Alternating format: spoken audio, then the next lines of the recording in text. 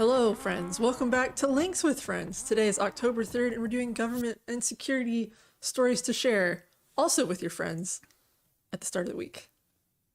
Hello and welcome. Well, here's a blast from the past. A much gentler time in our past when we thought that this was our biggest problem, or one of them.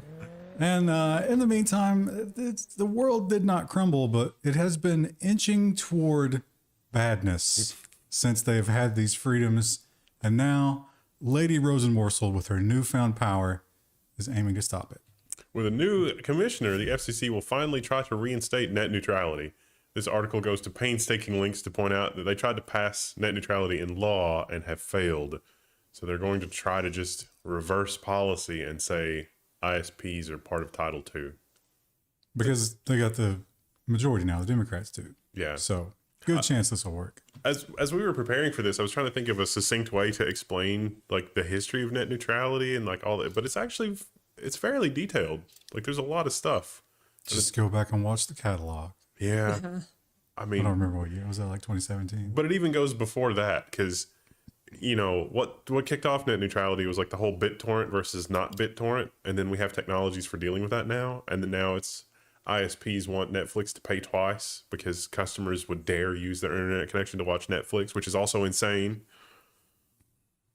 It's a mess. I don't know if this is necessarily going to fix it, but we tried it the other way. Maybe we should try it this way for a while. And artificial intelligence is infecting all of our lives. We all knew that this was coming, and I would say that this probably came a long time ago. But now they're choosing to tell us about it. The CIA is building an AI chatbot. You know, you should overthrow that dictator. I'm sure we could get some arms. This will be all over, message boards and social media. Yeah, they are basically saying that, hey, we need to find people who are bad, and it's taking us too long, so we need to observe everything and find them with our AI. Can you imagine in the future where the AI is talking to some South American gorilla and you know, you get a message on Facebook Messenger and it's like, hey, would you like to have some arms? And it's like, why are you messaging me? It's like, well, I figure we can get bananas cheaper if you overthrow the government. Well, they wouldn't be that open. It would just say, do it, you won't. Or mentally divergent teenagers on extremist message boards. I'm pretty sure there's already been some dystopian sci-fi about exactly this thing. Just to automate your crises so that you can expand your power. So easy. We're probably already victim to this and we just are ignorant to it. I think they're working a little harder now. You know what I'm saying? The AI will do it completely. It's going to get rid of the disinformation actors who are getting paid. I mean, it's going to lose jobs. Taking jobs. Yeah. Some of the stuff that we've reported on where our own local police force is like, oh, we saved this guy was going to do something really terrible. And then you dig into it and it's like, this was just a mentally unhinged person that was entirely propped up by secret agents. I love the headlines are always seconds before disaster. They swooped in, but they had been monitoring it since the beginning. They were, in fact, there at the beginning. Yeah, they fomented it and then monitored it, and then it's disgusting. But it's the world we live in, and the world we live in also features the private sector working hand in hand with these monsters and giving them the information about us that is supposed to be legally protected. And you might be thinking, I know, you guys talk about this all the time, but no, there's a new way that they're doing it. U.S. counterintel buys access to the backbone of the internet to hunt for foreign hackers. Now, we've hinted at this before, like when we talk about the OPM hack or solar winds, because they knew about this well ahead of the companies involved. But I always go back to, if you have a solar winds level crisis imminent, why wouldn't you involve the people that are targeted? Why wouldn't you warn them? So you might be thinking, well, we already have this with the NSA. Like, this is not anything new, right? But they point out the NSA can take days to return that information. Team Simru, there's like 4 names in here. Simru, I think. That's the big one. They have near instantaneous net flow data. So we're actually paying the NSA, we're funding the NSA to do this job, but then we're also paying these private people who do it better so that they can provide the information faster. Woo! What have we found? We actually have found one other thing. Is that the next story? Let's hope it was a good segue. I'm not sure which one you're talking about. Oh, it was the undetectable backdoors. That's in the security section. Oh, okay. Well, you're going to have to wait for the security episode. It turns out, monitoring this kind of stuff, there are some backdoors, and that is being shared, unlike what happened with Solar Winds, where it's like, well, the horses have escaped, and the horses have all been murdered. And it's like, yeah, we saw that happening. It's just why, you could have... You didn't send me a text that the horses were all out? Be a good neighbor, buddy. We should also point out that a VPN doesn't necessarily save you from this. That's the point. Yeah. It's so low level that they can still work out where the traffic is to and from. And so you think you're secure, but you're probably not. And you can't really do anything about it because you don't have access to the layer that they're spying on you. You can maybe mail your packets. Now, you know what? They can search the mail. They don't even have to open it. The imaging, the backscatter airport stuff is so good. And the FTC has also, they probably saw the net neutrality stuff and they're like, we got to one up them. We got to do one better. We got to finally drop that big bomb that everybody's been waiting for. Amazon faces landmark monopoly lawsuit by the FTC. This is it. This is finally it. It's happening. The case, there's like 9 points, but mostly it is, if you're a seller on Amazon, they basically force you to have Amazon warehouse and deliver your products, even if you could otherwise meet the requirements of Prime shipping, which is basically you ship immediately as soon as you get an order. And the FTC says, well, that's not very fair to sellers, even sellers that are large enough to live up to that, because what if Target wants to sell on Amazon? Surely they could manage their own fulfillment at that scale, but Amazon simply does not allow you to do that. And the price fixing. And search fixing. The advertising and prioritizing their own products. There's quite a few. Yeah. Quite a few things. It'd be a shame if you had a popular product on Amazon that you weren't paying into this. It would just disappear from searches and people couldn't find your products.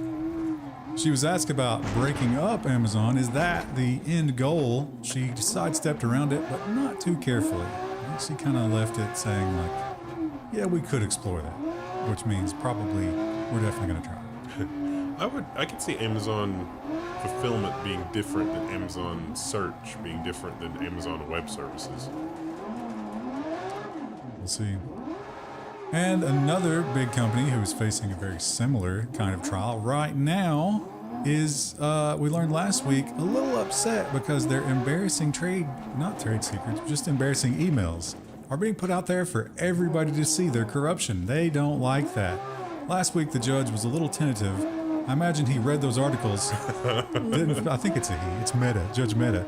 Now, this week, a little bit different tone. Judge says Google can't keep hiding its dealings during the DOJ antitrust trials. Look, fellas, this is going to come out. You'd better prepare for it. I sympathize to an extent, but... Just mentally prepare for what's about to come. Don't do the crime if you can't do the time.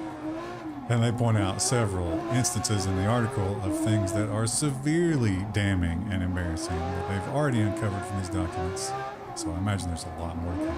There's a lot of these documents that I'm sure that if you take the time to read, you'll think, this isn't illegal. Like, there's not already, in all these laws that we have that would take more than a human lifetime to read, that this is okay? We found a loophole. Lucky for them, nobody takes time to read. That's why you're here. Though we do link the articles below in the one tab if you're ever interested. Sometimes we forget it and people complain, and I feel good about that. Yeah, people are reading it, I think. And the FTC, I guess, bolstered by all this, upswell of attacking big tech, they couldn't get over it. They're like, you know what? We're going to reset one of our recent L's. We're going to turn that into a W. The U.S. FTC sets the date for an internal arguments on Microsoft deal to buy Activision. This is going to go through. This is a formality. This is just a political song and dance, I'm sad to say. It's scheduled for like October 20 or something like that, so they got a real short amount of time. What's the corpse of Blizzard at this point? They're basically asking, hey, can we bury it? No one else is going to. Yeah, in other news in the business section, there were a lot of Blizzard layoffs. A lot of Blizzard layoffs. And another way that we are being tracked, if it wasn't enough that they were doing the net flow and spying on all your communications and everything else, here's one that they're going to force you to give up your own information if you want to do business. The SEC wants to spy on your portfolio. Have you executed a trade? Any trade? The SEC would like to know. And they're going to use your social security number to do it. Remind me again why the SEC needs access to this? Like this is to stop fraud? Your broker claims that they need it to identify you. which maybe, I don't know. I mean, you know, it's large sums of money to be floating around there, but based on this, seems like it was a bad idea.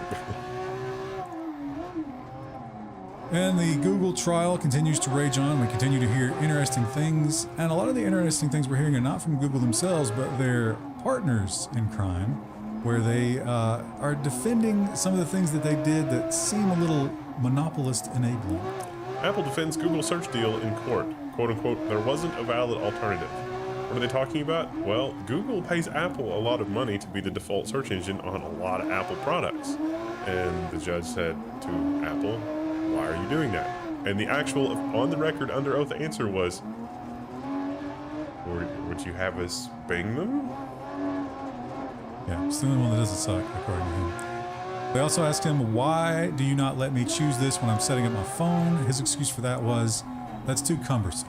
We want our users to be set up and ready to go instantly.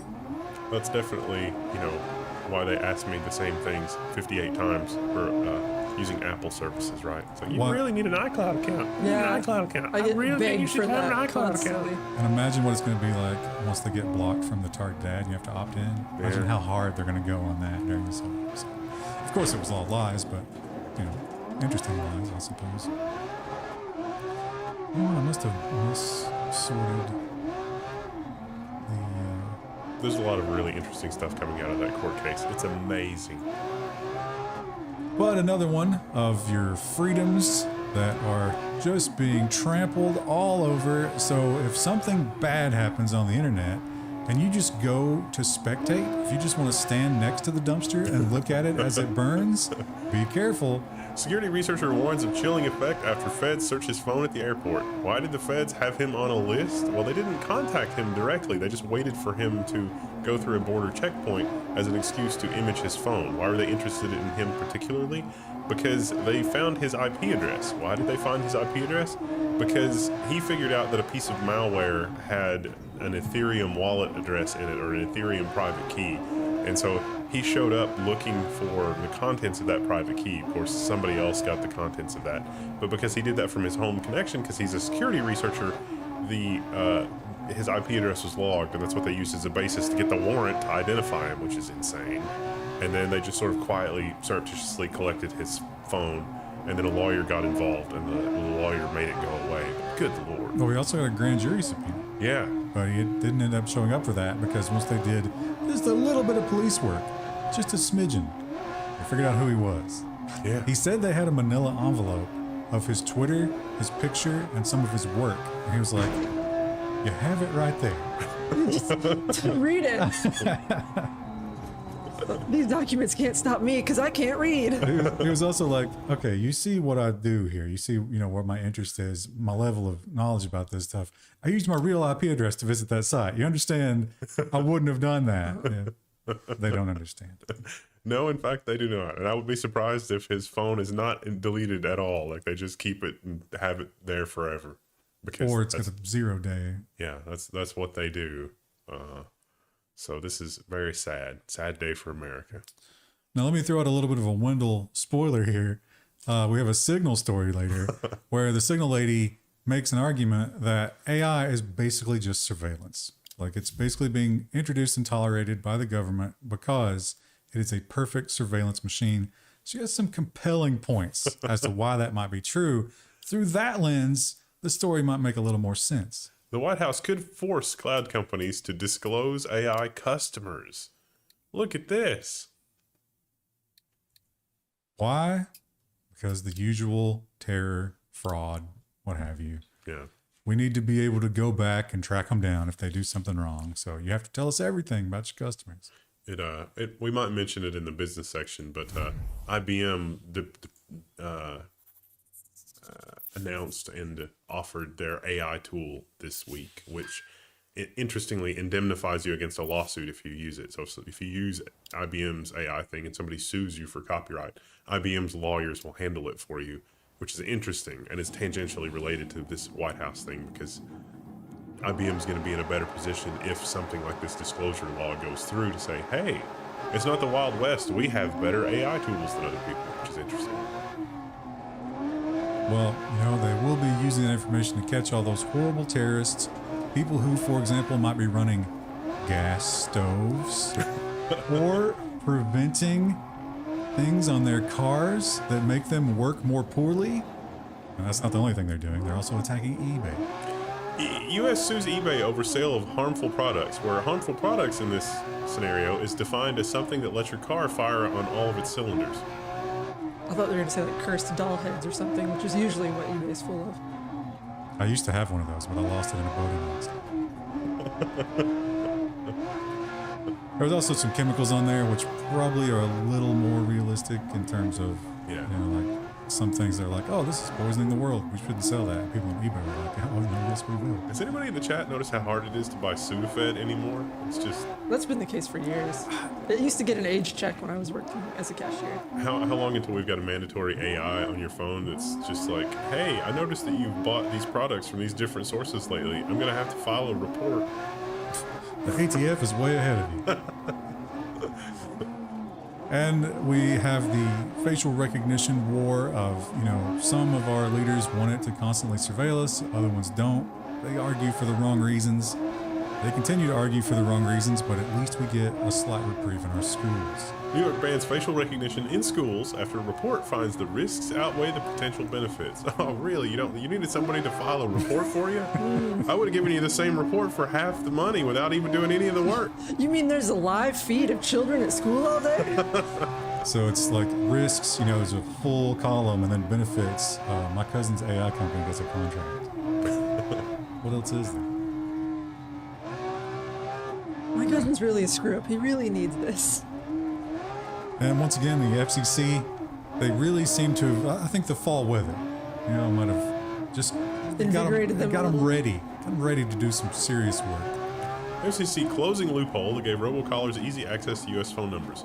We reported on this last week. This seemed like this was last week or the week before. It seemed like this was going to go through. This has in fact gone through.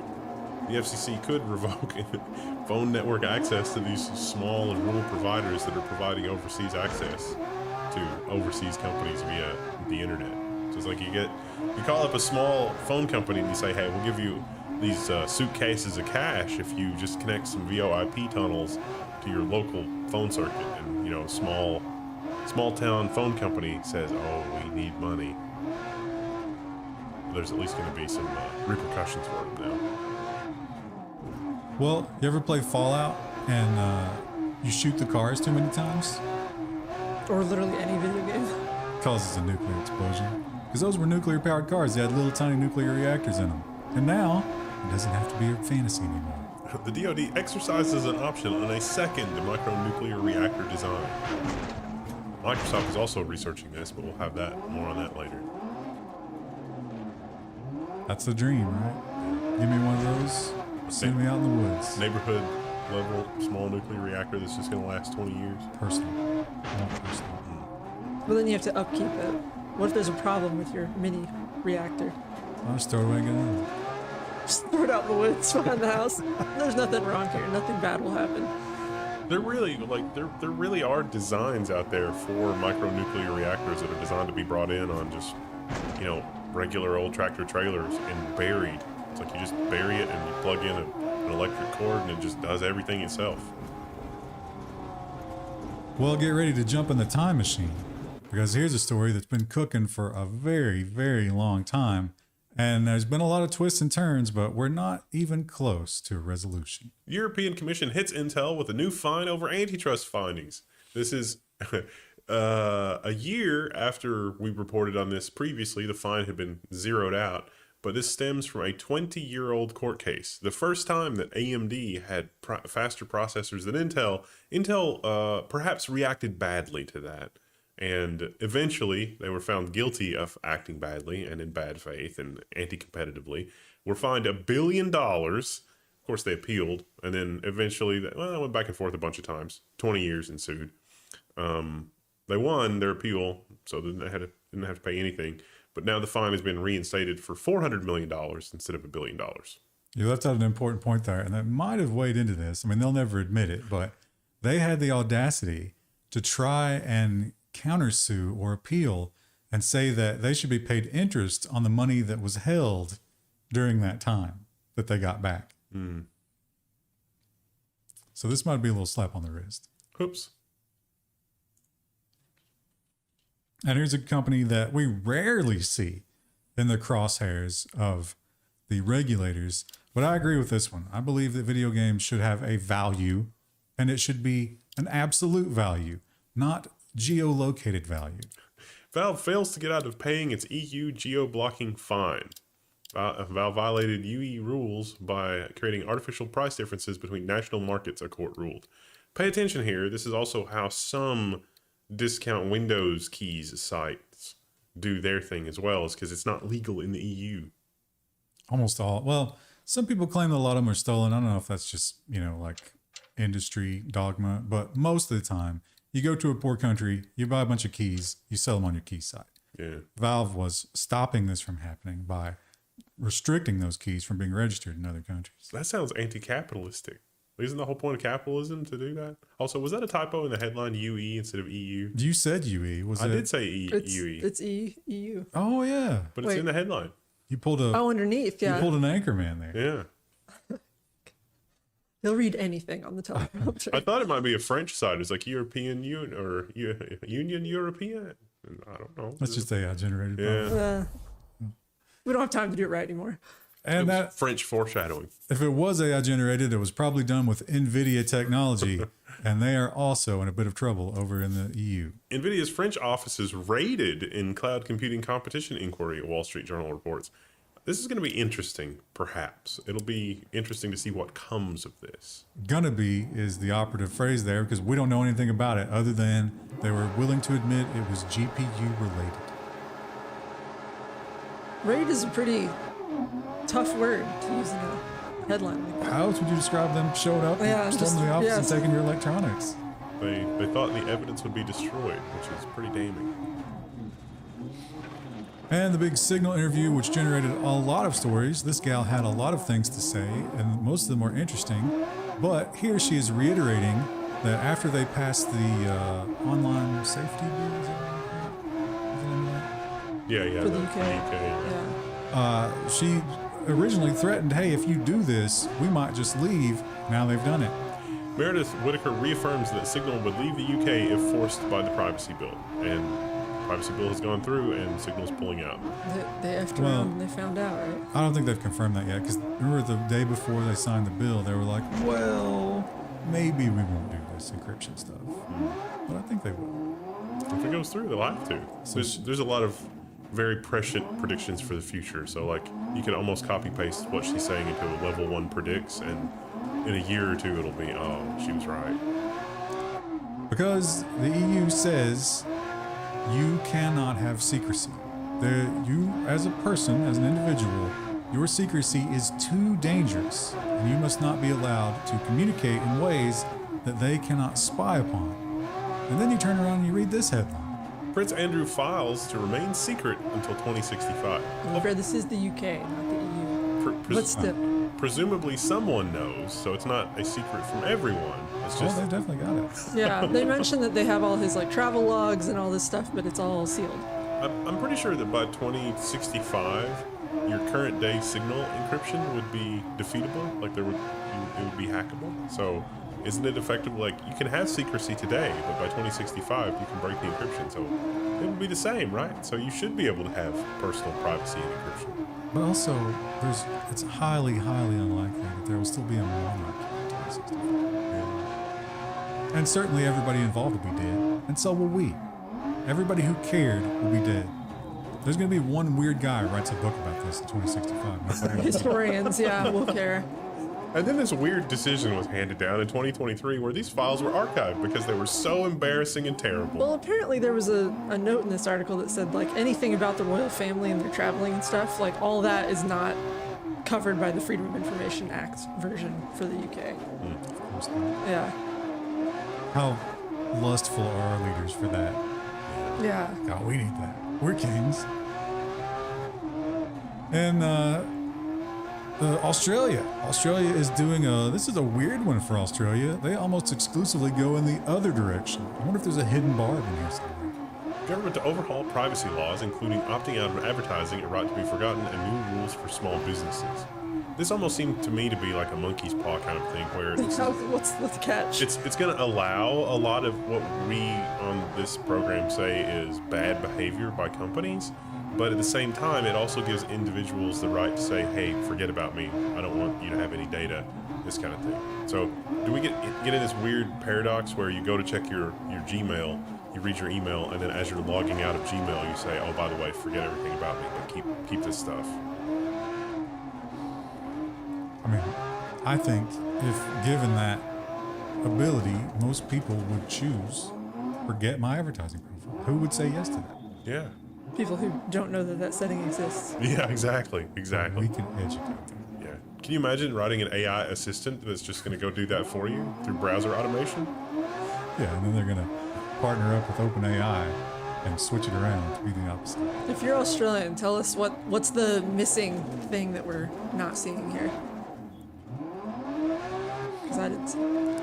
Now, if you've followed any of the coverage of Apple and China from the past decade or so, decade and a half, you will note that every time China says jump, Apple immediately jumps as high as they possibly can. They will do whatever they're told because they want to keep their business there, and they know that China won't tolerate their crap, which makes this one really interesting. China lists mobile app stores that comply with its new rules, but Apple is missing. So obviously, Tencent was the big one. Samsung had one in there. I guess they're the only foreign one. Xiaomi, but no.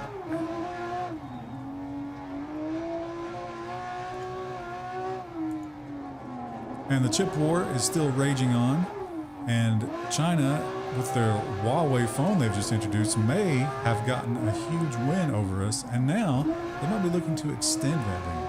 China just stopped exporting two minerals the world's chip makers need, germanium and what was the other one? Gallium. We reported on this last week, but this CNN story has a lot more details and developments from this. The production is not yet crippled, but the market supply is labeled tight.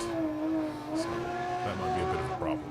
Some reporters asked the mineral guy in China, they're like, hey, what's going on here? And he was like, well, some people submitted requests and some of them were fulfilled. He didn't expand on it any further. So we can assume that was on purpose. We also learn about, of course, we've talked about this in the past, but almost any interaction you have with law enforcement will result in, maybe even healthcare, will result in your DNA being cataloged by the powers that be here in the United States, which is terrifying. But, as usual, China number one when it comes to this kind of thing. China's quest for human genetic data spurs fears of a DNA arms race.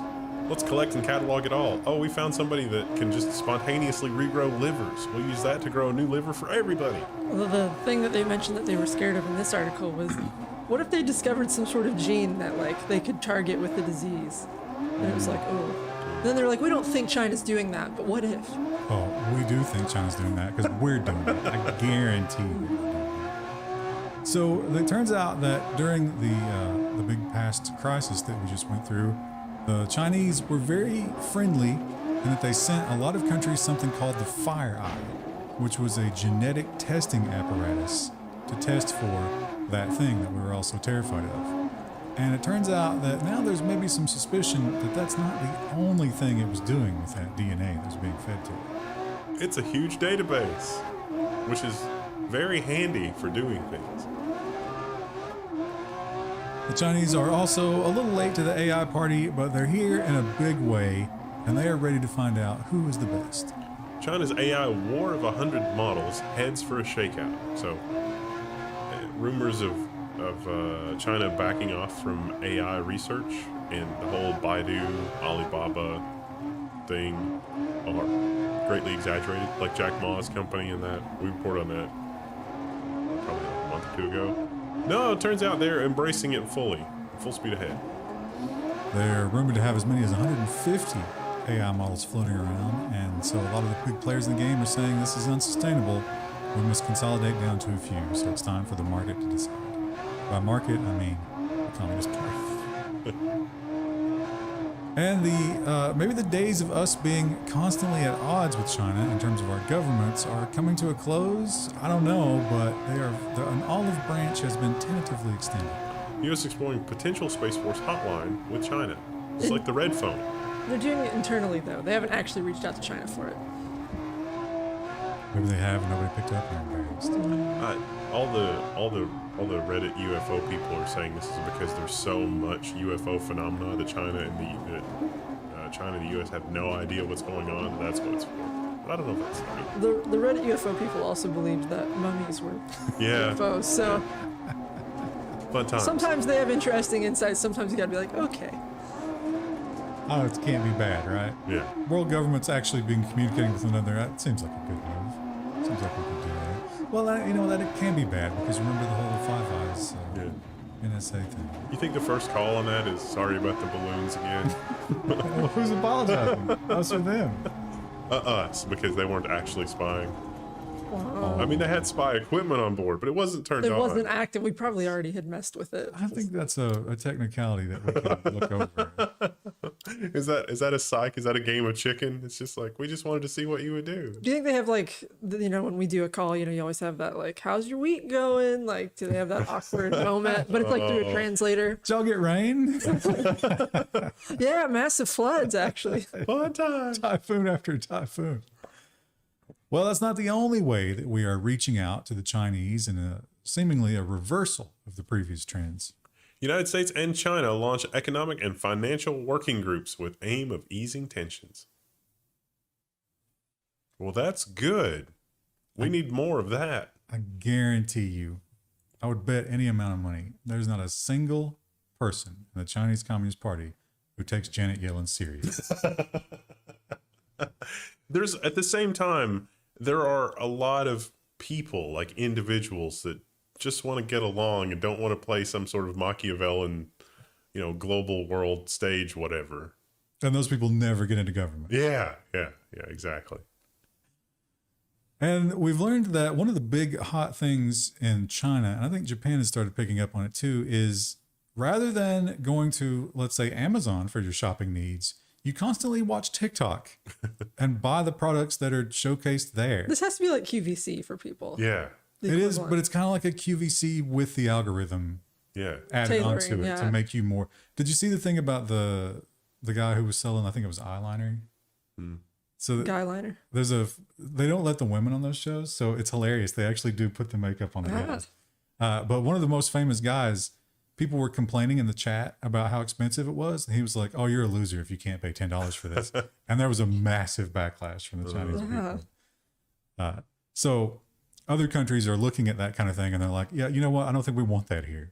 Indonesia bans purchases on social media in a blow to TikTok's e-commerce ambitions. So actually, there's something that's lost in translation here with the CNBC article, but the way that it was happening was definitely very impulse buy, and TikTok was kind of facilitating the e-commerce part of that. But I do think that that's not a good commerce model. Think about the checkout aisle at the store. It's like, oh, it's an impulse buy. I'm going to buy, candy or whatever it is that's in the impulse buy article. Indonesia is saying we shouldn't do that because people will buy a bunch of crap they don't need. In doing so, you do sort of reveal that you have contempt for your people. Yeah. And you don't think they're capable of self-control. Any sort of thought. Yeah. We have that here too. And we have that in Japan, who has decided that they're going to do all of the bad things that we've already tried that have turned out to be terribly racist and awful. Japan police announced they're going to stamp out online criminal activity with the help of AI. This is definitely not a descent into the most dystopian of timelines. So this is not general crime yet. I'm sure it will be. But apparently in Japan, they have this phenomenon where, you know how sometimes people looking for construction work will just go hang out at Lowe's and see if anybody drops by to pick them up. Apparently in Japan, they have that with crime. People just online, just like, hey, if you want me to do some crime, I'm here. I'm ready.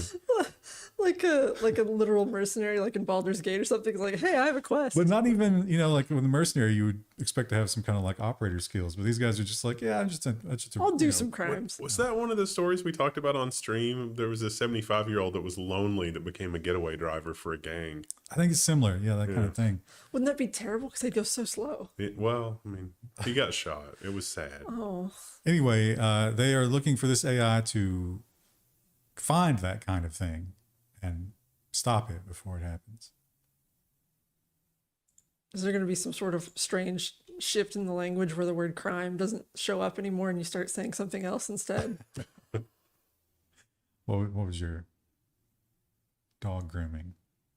I need 10 fairly strong men for some late night dog grooming. Well, China relations might be trying to be patched up a little bit, but this is not going to help things. This is going to be a rough conversation starter when they pick up the bat phone every week and start talking. Backdoored firmware lets China's state hackers control routers with magic packets. So this stems from the other thing. There's not a lot of details on this yet, but... I'm so tired. I thought that picture was of an apartment building, and I was like, what are those blue things coming out of the windows? Those are the robots that are harvesting you. And here's a terrifying one, and it's probably not quite as dangerous as we think, but maybe we're going to have to get to go back to like one tab per browser. Yeah. If you have 10,000 tabs open, you're way more susceptible to this. Be careful. GPUs from all major suppliers are vulnerable to new pixel stealing attack. So this has to do with the way that GPUs do texture compression internally. You can reconstruct what's in a different browser tab. This is amazing.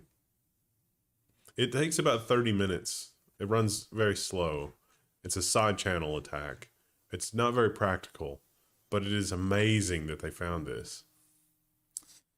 And it's terrifying because it's exactly the kind of thing that is very difficult to do and probably not practical to do for the regular rank and file people, but for corporate and government espionage, they're going to be all over it. Yeah. The spear phishing game just went up a notch. If you're MGM Casinos, time to do a new team building where you teach about this. And here's a lot of nebulous articles this week. Yeah. No details, just this threat. Ransomware group claims to have breached all of Sony systems, and Sony has updated and said they're investigating, but nothing has been confirmed as of the time we're shooting this. It was also, to say all systems, the proof that they showed was like a 6 gigabyte file. Something tells me Sony has more than, 6,000 files, 6,000 total files. I think Sony might have more. Yeah. Overall. They could maybe release the firmware signing keys for their cameras, so we could have some nice custom firmware for Sony cameras. That'd be nice. Oh, that's terrorism. The AI is looking for exactly that. And speaking of the Las Vegas hacks, we now have a little bit more information, but still nothing concrete. MGM and Caesars Casino, their hacks point to an alliance between teens and ransomware gangs. Fascinating. You go to school and then you come home, you have a snack, and you're like, let me get in with this ransomware gang. It's probably just like the Terminator 2 style. Oh, I've made the ATM cough up lots and lots of money, except the ATM in this case is a slot machine or something. They definitely painted them as like losers who didn't have anything to do, so they were hanging out on these questionable message boards. Forum.level1text.com. Of course, they claim the Russians swooped in and gathered them up. It's always the Russians. And I put this in the security section, but after reading it, I don't know that we're sure this was security, but it certainly seems likely. Volkswagen hit by an IT outage. Volkswagen vehicle production in Germany halted. The only comment that I saw on this was, well, when this happened with Toyota, it was because the hard drive was full. And it's like, are you saying that because misdirection? Are you saying that because that's what happened? Because Toyota's not Volkswagen. Why would you say that? Like, I don't, what are you doing? I'll tell you what they're not doing. Making cars. And we have another exploit. This time is in your, well, actually, this is just in the browser, just like the other one. And This one is very, very awful, or so they say, but once again, very, very light on the details here. A new Chrome 0 day is sending the internet into a new chapter of Groundhog Day. If your software package involves VP8 video encoding, it is likely vulnerable to attack. So Chrome and Edge are affected, but Safari and Firefox are not. This is because Chrome and Edge used an open source library that was affected by a security issue for decoding. VLC Media Player is affected. Yeah. Tragically. I'm sure they'll patch that right up. Here's your reminder to immediately go update your VLC. And this is your reminder as to when we do all these articles about people who are upset because the bounty programs won't pay them or jerk them around or whatever. This is what happens. This is why the bounty programs need to step it up. Russian zero-day seller offers $20 million US bounty for hacking Android and iPhones. So basically, if you've got a security exploit that'll give you full control over a remote iPhone with no interaction, this guy says they'll give you $20 million. Now, there's a level of trust there I don't know that I would have. Yeah. But 20 million is a lot more than Apple or Google's going to give you for that, if anything. Which is, If anything, they'll probably just be mad at you for exposing They might it. even call the cops. This is not. I love this website. Not a news site, but what a great website, right? And they got to be riding high on all the reports of the NFTs being completely valueless. Now they have found another exchange. Web3 is going great. Reports JPEX appears to be a $191 million fraud. JPEX was a crypto exchange, and it turns out that it wasn't even an exchange. It was just a scandal. There's so many little items in this list. Yeah, this is a great site. They have a lot of ammo for their site, don't they? They do, yeah. That was an excellent idea for a website. Does that scale the timeline? If so, I bet I know what library it uses. See if it scales. Like shrink the window? Yeah. Does it go to a point, yeah. Does it go tinier? This is not important, but for my own weirdness, I have to know. I don't even see where the cursor is. Oh, no. You didn't see that, chat. Well, we'll catch you next week. I'm glad that was the last story. All right. Well, anyway, have a good day. Bye.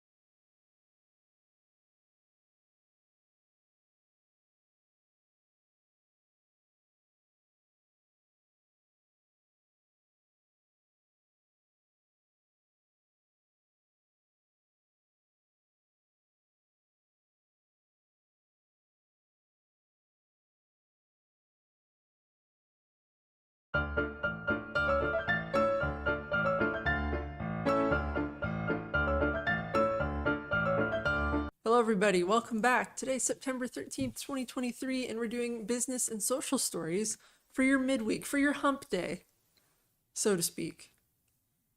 I wonder if we'll get demonetized because I said hump in the first 15 seconds. What about there was that song, popular song, Oh, yeah. Lady Lumps. Oh, I'm sure you can go watch that right now with all the monetization in the world. Yeah. Fergie. Right. Yeah. I can't remember. Fergalicious, I think, was the name of the song. And I'm sure that that's on YouTube, along with a lot of other really extremely off-color things. But God forbid if you have content that wants you to think about things. Well, you got to have that corporate backing. That money's got to go to the right place, not to Model M keyboards. Well, it's all about the foundries these days. Who can make the chips? You got to have, you got to buy your time at the foundries because everybody's scrambling for that space. And Intel is putting a long-term deal on the board here. Intel and Tower ink a major foundry deal, $300 million investment after Intel cancels its $5.4 billion Tower acquisition. Now, the Intel and Tower both wanted the acquisition to go through, but there were regulatory hurdles, and China also was not super enthused about the Tower acquisition. So instead, Tower and Intel are basically still going to get in bed together.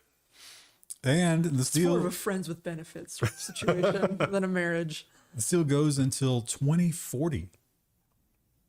The long game. Long-term friends with benefits. We've also seen a variety of new CPU vulnerabilities lately, and they were like, yeah, we got the fix coming, but it might be quite a performance hit. Now, this is the software version of the fix, not the official microcode version, but we have some numbers if you want to fix it with software. AMD's Zenbleed vulnerability fix tested. Some apps dropped by 15%, but gaming is basically unaffected. Way better than they predicted. Yeah, this is generally good news for AMD because the similar security issues that have happened on the Intel platform have been much more severe. And a better fix is coming. So we know that the impact, the workload impact, is going to be no worse than 15% because when this is fixed in microcode, it's probably not going to be as severe of an impact. Definitely worse in productivity software, but unless you're doing some really intensive stuff with your productivity software, you probably won't notice that. I'm sure there's somebody out there who's doing like some sort of, video transcoding or encrypting or something like that. And they're like, oh, it's terrible. Are we going to get to the point where people are just buying those small form factor, low power PCs? And it's like, I'm going to do all my internet swill on this disposable computer and all my real work over here. Well, Apple is also looking for a new partner in the chip making game. And since Intel got Tower, they go another direction. Apple inks a new long-term deal with ARM for chip technology, according to this filing. Oh, I wonder if I confuse these and maybe this is the 2041. Oh, you know what? This is the 2041. Oops. Oh, yeah. You've misinformation our wow. audience. Long-term relationship. It also tells you a lot about what Apple thinks about RISC-V, which I think is I think RISC-V has got more legs than Apple would seem to think that it does. Didn't it mention that they also are doing RISC-V with this? They are, yeah. But I think Apple sees it as more for like appliances and embedded systems, but not highest end stuff. ARM is trying to get itself ready for an IPO, and so it's lost its mind. And if there is any better indicator of economic downturn, I can't think of one because Apple is not known for low cost devices. They kind of look at the low cost people as like, yeah, maybe you should be with Google because we don't really want you stinking up the place around here. Riff-raff. But maybe not forever. Apple will launch low-cost MacBook series next year to rival Chromebooks. What does low cost mean for Apple? We don't know. They have not given us those details. They did say that it's going to look similar, but be visually different because obviously you have to have the two different, classes. And it's going to be made with junk parts, basically. So maybe all those butterfly keyboards they got in a warehouse somewhere. Old school M1. Look, you get underclocked M1 chips. This is going to be, you'll like it. From a physical design standpoint, that'll be interesting to see how they change it. Will they make it like heavier and more boxy instead of so Probably. sleek? How they did it with, they had Macs for education. And when they were starting to move into like the sleeker metal cases, those were some of the last ones that still had a plastic case. They said these would be metal though, but not the same metal. Yeah. So they have to be distinct. It shows fingerprints. It's like all nasty. Oh, like the Dell had the real thin magnesium laptops for a while. It's like, oh, this looks like a nice, metal Dell business class laptop. And then you open it up and it's like, this is made of aluminum foil. Crackles. Yeah. Put your wrists on it. The screen, like you open the screen from like one corner and the other corner is just like, oh, I can open it diagonally. Whoa. Don't do that, poor. And Samsung is working hard on DDR5.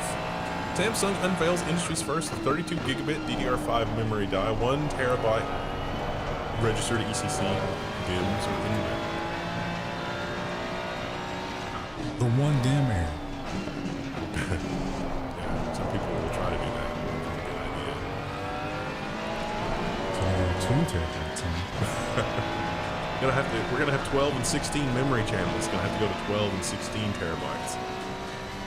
Well, 3D TV and monitors really never caught on. And some people just will not give up on it. They think that 3D is required for our enjoyment. I just don't see it. Lenovo's new 27-inch 4K monitor offers glasses-free 3D. I gotta see because this. you don't have this monitor. That's why you don't see it. Obviously. I gotta see this in person. I don't know if I'm gonna. So this is obviously just a little mock-up here. It doesn't actually look like that. How does it accomplish this? Well, if you watched yesterday's show in the security section, it's not going to sound good to you because always on camera. Probably more than one, right? Because you have to have a camera on each of your eyes so they can decide how to show each eye a different thing in order to create the thing. Did anybody ever figure out how to do the optics where, you know, if the monitor were this big and this distance from your eyes, that you're looking through the box and it looks like the monitor's up here, but it's so you're focusing far away. Well, I don't know if anybody's accomplished that, but I know who didn't. Magic Leap 1 AR headsets will cease to function after 2024 because this is a preview of our dystopian future. It's like your smart fridge will cease to function after 2026 because we don't want to support the old Android version anymore, and it definitely needs Android in order to be a fridge. So this was 2018. So it's not too, I mean, in terms of life cycle of electronics, I've got things I bought in 2018. They were still selling these less than a year ago.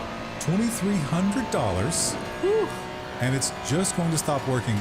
Now, they did ask them, they're like, well, it'll still continue to function, right? And one of the engineers, maybe off the record, was like, every 6 months it calls home, and if it fails that, it breaks itself. What a great design.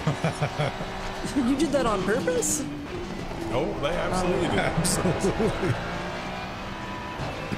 And poor Toyota, you know, this is an embarrassing thing. Sometimes you'll get an error and you're like, I cannot figure out what is going wrong. Why am I having all these errors? And you didn't check the most obvious thing. Every situation was a little more complicated than that, but ultimately... Toyota says that build-to-disk storage halted Japan-based factories. Oops. They literally just filled up their storage. The command line's not even working. What's going on here? So they went down for maintenance, and they calculated that the temporary storage would not fill up before the maintenance was complete. The maintenance took longer than expected, which cost them an insane amount of money.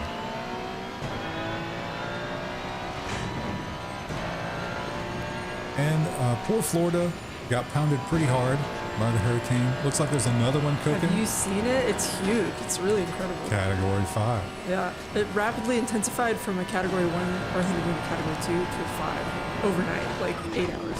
What a champion hurricane. It's probably going to go up the coast and not make landfall, but it's still cool. Well, if you are in the path of it and you have an electric vehicle, you might want to take some precautions. This Hurricane Idalia caused flooding and some electric vehicles exposed in salt water from that have caught fire. Oh, there's some video there. One of them caught fire while being towed. So it was on the road moving when it burst into flames. Imagine that sight, like you've just gone through a really horrible apocalyptic event, and then you just see that go by you on the highway. Or you're behind it and you're like, finally I can get out of this hell. I'm going to go to another state and wait this out. Yeah. And you have to stop Yeah. because there's a flaming car. Probably you. So they say that salt water in particular is very bad, and it can be 12 to 48 hours after the exposure to salt water when the actual fire occurs. So you're not out of the woods. Very terrifying. And if we ever decide that those EVs were actually a bad idea, at least we can do some cool stuff with those batteries. Nissan begins repurposing Leaf car batteries as portable power stations. The battery loses its ability to hold a charge with as much power density as it once did, but it still can, they're discharging into a kettle, which is probably not the best idea. You've got a weak sauce battery. One great way to make it self-immolate is to ask it to dump its load as quick as possible. But I need hot water for my tea now. Not fabulous. Well, Nintendo dumped their load at the latest Gamescom. They showed off the secret new Switch. Nintendo demoed Switch 2 to developers at Gamescom ahead of a widely expected launch next year. Okay. We don't get to see it. Yeah, it's sort of just the Nintendo logo. And apparently all they had was a tech demo of an upscaled of a Zelda. It's still not going to be better than Steam Deck. Which is something. And also, some of these Nintendo games with like the AI upscaling and texture packs, my goodness, they look nice. I know it was a lot under the hood. No, I really like Metroid Prime Remastered on not Nintendo's native platform. See, I played it before it was remastered. It was fine. Yeah. I enjoyed it. Yeah, I enjoyed it the first time too, which is probably why I'm enjoying it so much the second time. I don't need to play it again. And the Google Reaper. It's been a while. And so he's been sharpening that scythe here for all these times and ready to make another cut. Google is killing Play Movies and TV and will only have 3 stores left. Oh, tragic. I read the story 2 or 3 times because it seems to be saying that your purchases will still be on a tab that is confusingly named, but your purchases would still be there. I have a feeling your purchases will disappear at some point in the not too distant future. There's no way they're going to maintain that server cost. Right. It gone to the days of like, just give me a file. It would be like the book publishers in 1920 saying, well, you have an option to not actually give them a book. We're going to print it out of paper that disintegrates after a year. The book publishers would say, yes, that's what we're doing. I was, in order to install Starfield, I was doing a Winterstat purge, and I found my Google Play music dump of the MP3s that I uploaded to them that I got back. What a fun little time capsule that was. That's never going to happen again. And we got some design stories. Unfortunately, they're not together because one was added super late. But Google Chrome, now I got to say, whoever at the Chrome development team decided to move the downloads from that stupid pop-up bar at the bottom and put them up at the top like every other browser does it, they should just become the CEO of Alphabet. It's like, no one else can make the same decision you can, so you're just in charge. Let's hope they continue with that pragmatism. Chrome is about to look a bit different. It's more rounded and bubbly. I do like that there's different themes now. So you can have a dark mode, or you can even do like different colors. There's some previews of that in this article. I would like Google Chrome to go back to not annoying me about logging into the damn browser constantly. Yeah. Since I got the OLED monitor, I've been running Google and the experimental content dark mode. It's terrible.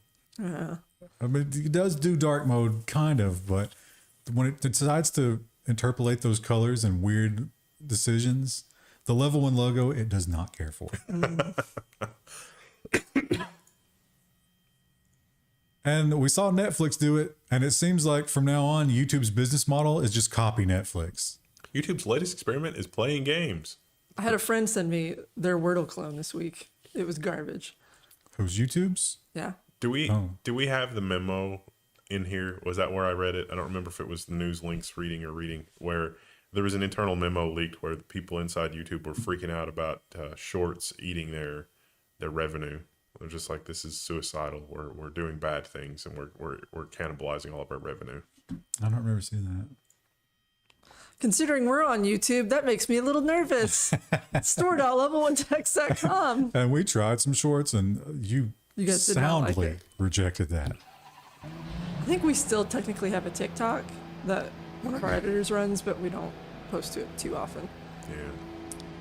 Well, here's a little bit of good news, but it's not really good news. It's just something that was so stupidly awful that they overestimated people's tolerance for it. The tolerance was near zero. BMW plans to drop the charge for the monthly fee for heated seats. They wanted $18 a month for that. It turns out the customers weren't that stupid. Well, the guy they interviewed in this was like, customers just really weren't, they didn't uptake it. They didn't think it was a value add.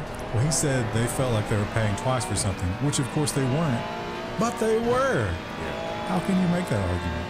You put it in the car. You're not going to do that for free. There's no chance. So now they did not back away from the subscription thing, though. They're like, no, we're just going to go to more software-based subscription.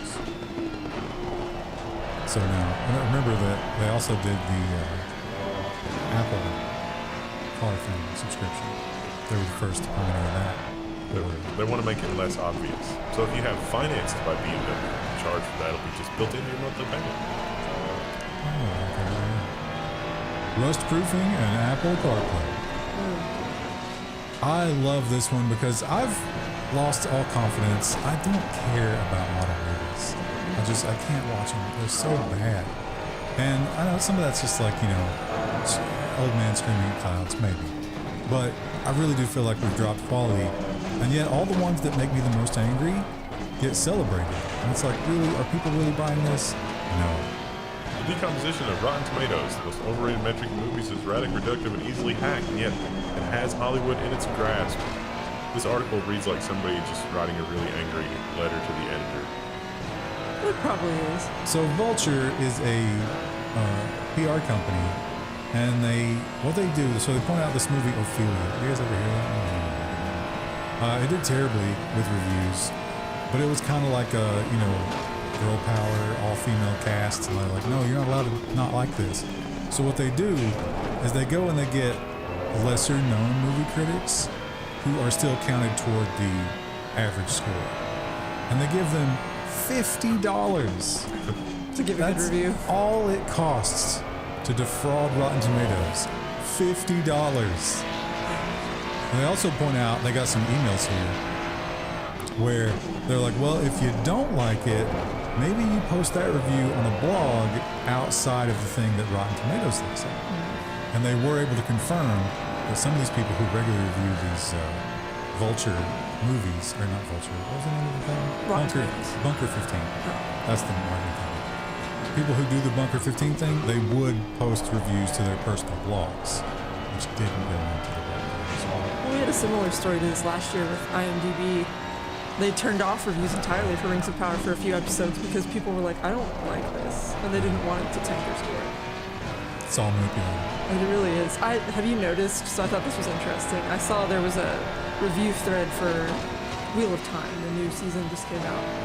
And someone pointed out in one of the comments, they're like, Control F for step up.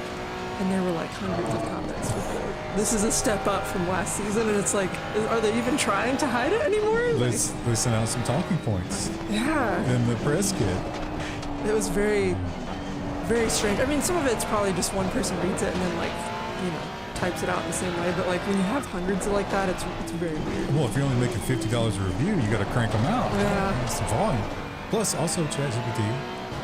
Yeah, I wondered that as well. It's usually more valuable to read the comments on or around Rotten Tomatoes. Because sometimes I've watched a movie that was rotten just because the comments around the reviews, it was a perfectly reasonable movie. But I get why it's rotten. Or slightly fresh. Well, you know what's rotten is the state of governments licensing software and not knowing what in the world they're doing and getting into these big contracts that they can't comprehend. And it's really going to cost you if you're someone who lives in this area. Largest local government body in Europe goes under amid Oracle disaster. Authority effectively bankrupt as ERP car crash adds to equal pay liability. So they expected to pay £20 million. Actual bill from Oracle, £125 million. This is not an atypical thing. It's just usually the Oracle lawyers really are on top of making sure no one talks about it. They don't have that money. They also got caught up in an equal pay scandal, so they're going to have to back pay some people that they were paying less for the wrong reasons. And so this, I mean, when you go from 20 to 125, that's a lot to make up. They're going to be writing some speeding tickets in that time, let me tell you. And Sam Altman continues to be controversial. He wants to scan your eyes, he wants AI to control the world, and he also wants to decide where you work. Sam Altman-backed Mentra aims to match neurodivergent job seekers with their ideal jobs. Before you guys ask, when you go to read this article, yes, this is an ad for Mentra. It was very clearly an ad. It was not disclosed as such, but it reads like one. Definitely. Of course, it's Sam Altman, so how are they going to do it? Artificial intelligence. Now, we know that artificial intelligence is notorious for underrepresenting people who aren't average. So, how are they going to fix that with this? The article doesn't really go into that here, just that we're really working hard to find better job placement for people who are neurodivergent. I feel like another way of saying this is we want to take advantage of people who aren't good at getting jobs through the interview process. We want to be like your manager. Is there any science fiction story about a malevolent, non-human intelligence AI artifact that's discovered, and it successfully co-opts a well-meaning human into doing something really terrible, like destroying all life in the galaxy because it was a super intelligent? There's a lot of stories about the FBI doing that. But they're not science fiction. That's basically the Ted Kaczynski story, but on a galactic scale. And if you were an air traveler in the UK recently, you probably had a really bad time. And you're going to be upset when you find out why. UK air traffic meltdown, a 1 in 15 million event. Why did the air traffic control system crash? Because somebody's flight plan involved going through 2 different markers that had the same name. Which just made this system, because, like the safeguards built into the system are, if you can't figure it out, just stop. Because if you don't, fireballs of people, we can't have that. And so it was just like, nope, I ain't touching it, I'm done. And that happened for a while until they figured it out. I think it came out of France, right? Yeah, what was weird about this story to me is, I feel like it should probably be a pretty big story, but I didn't hear anything about it until I was reading the news this week. This was part of the reason why I was trapped in Canada, is because there were supposed to be flights coming over from the UK, and they didn't. They didn't, and everyone was like, whoa, someone's supposed to be here, they're not on the runway. Yeah, Air Canada's approach to when things go wrong is just, we'll worry about that later. Okay, guess I'm hurting the car. Hey, that's the GOP, right? More tourists on it. You just care about not the environment, but the money we can. And Windows, this goes to show you how broken the basic services in Windows are. The things that should just run on, like the most simple assembly level have been bloated to the point of unusability. Windows File Explorer gets nostalgic speed boost thanks to one weird bug. If you are loading Windows Explorer, you can just hit F11 to go full screen, and then F11 again to go out of full screen, and then suddenly Windows Explorer is more responsive. I'm sure in the post-mortem it'll make sense, but how does it fail so badly? They're going to be like, oh, well, it's waiting for the API from the start menu to see if there's any new ads we want to show you. Full screen breaks though. Meanwhile, I'm really, really hoping that some new Linux stuff that's happening, we end up with a GUI that doesn't rely on interpreted CSS. I want sub-millisecond GUI. That's what I want. Well, what you might also want is some API access, but as we're learning, every company now has decided that API access must cost by the byte or by the minute. Microsoft billing 3 cents a minute to revisit tedious Teams meetings via API. I like the sub-headline, one more reason to keep them short and sweet. 3 minutes for video recordings and 2.4 cents a minute for AI transcription. There's a lot of meetings where it would be handy to just be like, here's a link to where you gave us this instruction. Please deposit a quarter to view this. And Starfield, I still have not brought myself to play it. Are you still? I haven't played since yesterday. I'm enjoying Baldur's Gate more. I've been excited to play it all week. Like for a Bethesda game, it's almost like they took all the feedback, all the really negative feedback from Fallout 76, and they made exactly the game that people were asking for in Fallout 76. And for Bethesda, they've done a really amazing job. I think Todd Howard doesn't understand gaming, and that creates some of the issues in Starfield. I'm disappointed with the maps in Starfield. Like the map of the city just doesn't feel like the maps in Skyrim are actually really nice. But Starfield sort of fun. Well, Starfield is it's got a little bit of the console-itis, and one of the byproducts from that is that all the modern consoles run AMD. So they seem to have really worked hard to optimize for AMD and not NVIDIA, so the modders have stepped in. Starfield's missing NVIDIA DLSS support has been added by a free mod. It's decently okay. I've tried it on a 3090, and it's definitely not as good as native. Here's the thing about it, though. You know, you talk about Bethesda being scummy, and that release was very scummy. But this guy, he'll give you the DLSS, what was it, 2.5? The 2 version, yeah. If you want the latest one, you got to go to his Patreon and pay him. Yeah. That's what's going to happen with Starfield when they do the creator mods, I'm sure. I've also not tried the paid one, so maybe I have seen some video of it from somebody that's on his Patreon, but I have not tried the paid one. And if you are a Windows user who does not go in for the whole Office Suite nonsense, but people send you those documents anyway, right? There's always been one way to at least read them, but not anymore. RIP WordPad. Yeah, in the newest builds of Windows, there's no more WordPad. I wonder if they'll reverse this, because people were really upset when they tried to remove Paint a few years ago. No, I think they're probably going to just bundle Word, because they are bundling Outlook now. Remember, like the Windows Mail thing? They're basically just like, here, have Outlook. We don't care. If you don't know, they're free alternatives.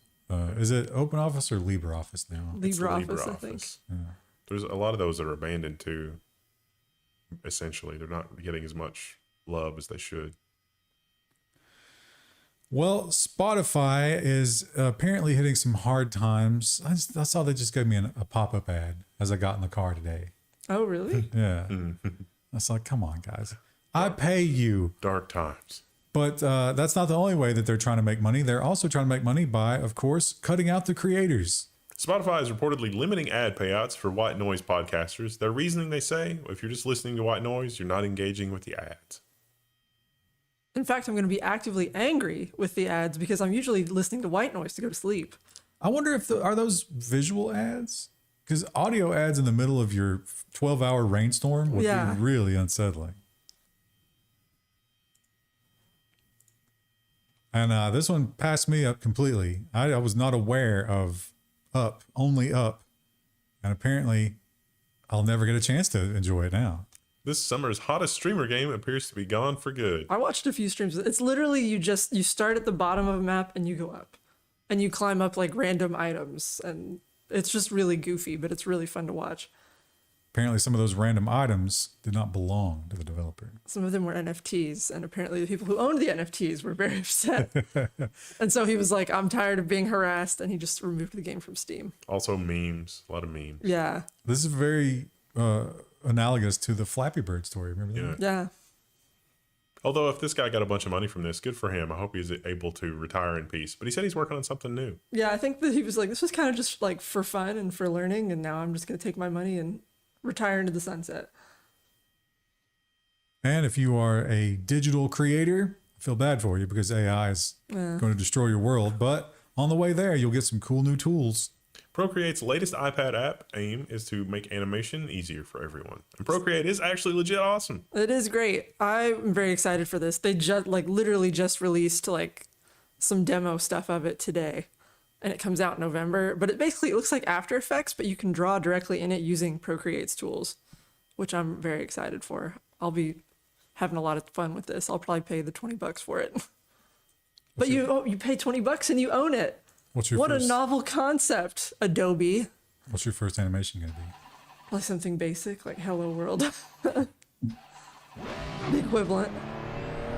Well, hopefully the economy is ticking back up. I don't know if I trust that, but we haven't seen the same volume of catastrophic tech business stories. However, poor Roku is going to add to the list. Roku is laying off 10% of its employees and will take up to a $65 million charge to remove streaming content.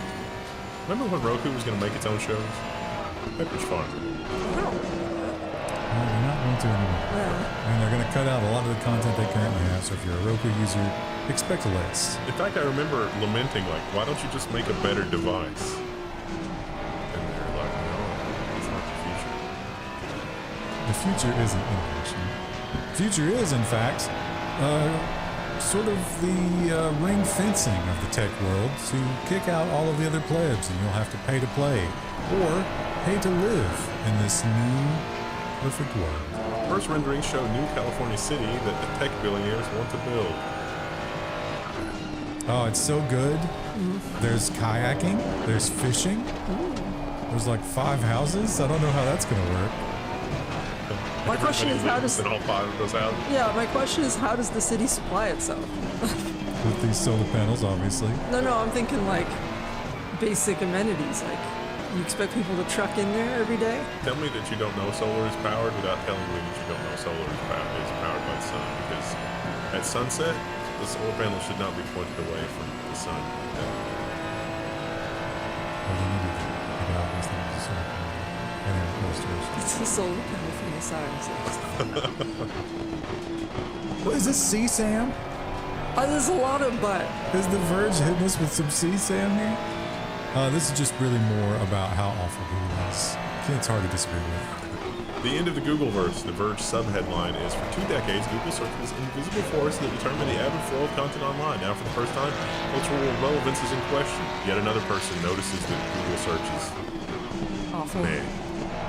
Full of AI-generated garbage that's not useful when I'm trying to find out what acidity level my blueberries need. Yeah, one almost wonders, does it have the Microsoft problem where middle managers are actively making it worse to make numbers on a spreadsheet go up to do with ads and engagement and whatever? Or is Google search stagnating and being overtaken by garbage and adversarial actors that are stuffing the results? It could be either. It could be a It could be combination. both, yeah. Well, they point out the high watermark was kind of when people figured out, wait a minute, this is important enough to game. And then we've been coasting on like 2 decades of that. And now we're at the point where it's all just people trying to take advantage of it. Yeah. It's so annoying. I hate it too when you're like looking up. Right now I'm looking for like contractor stuff.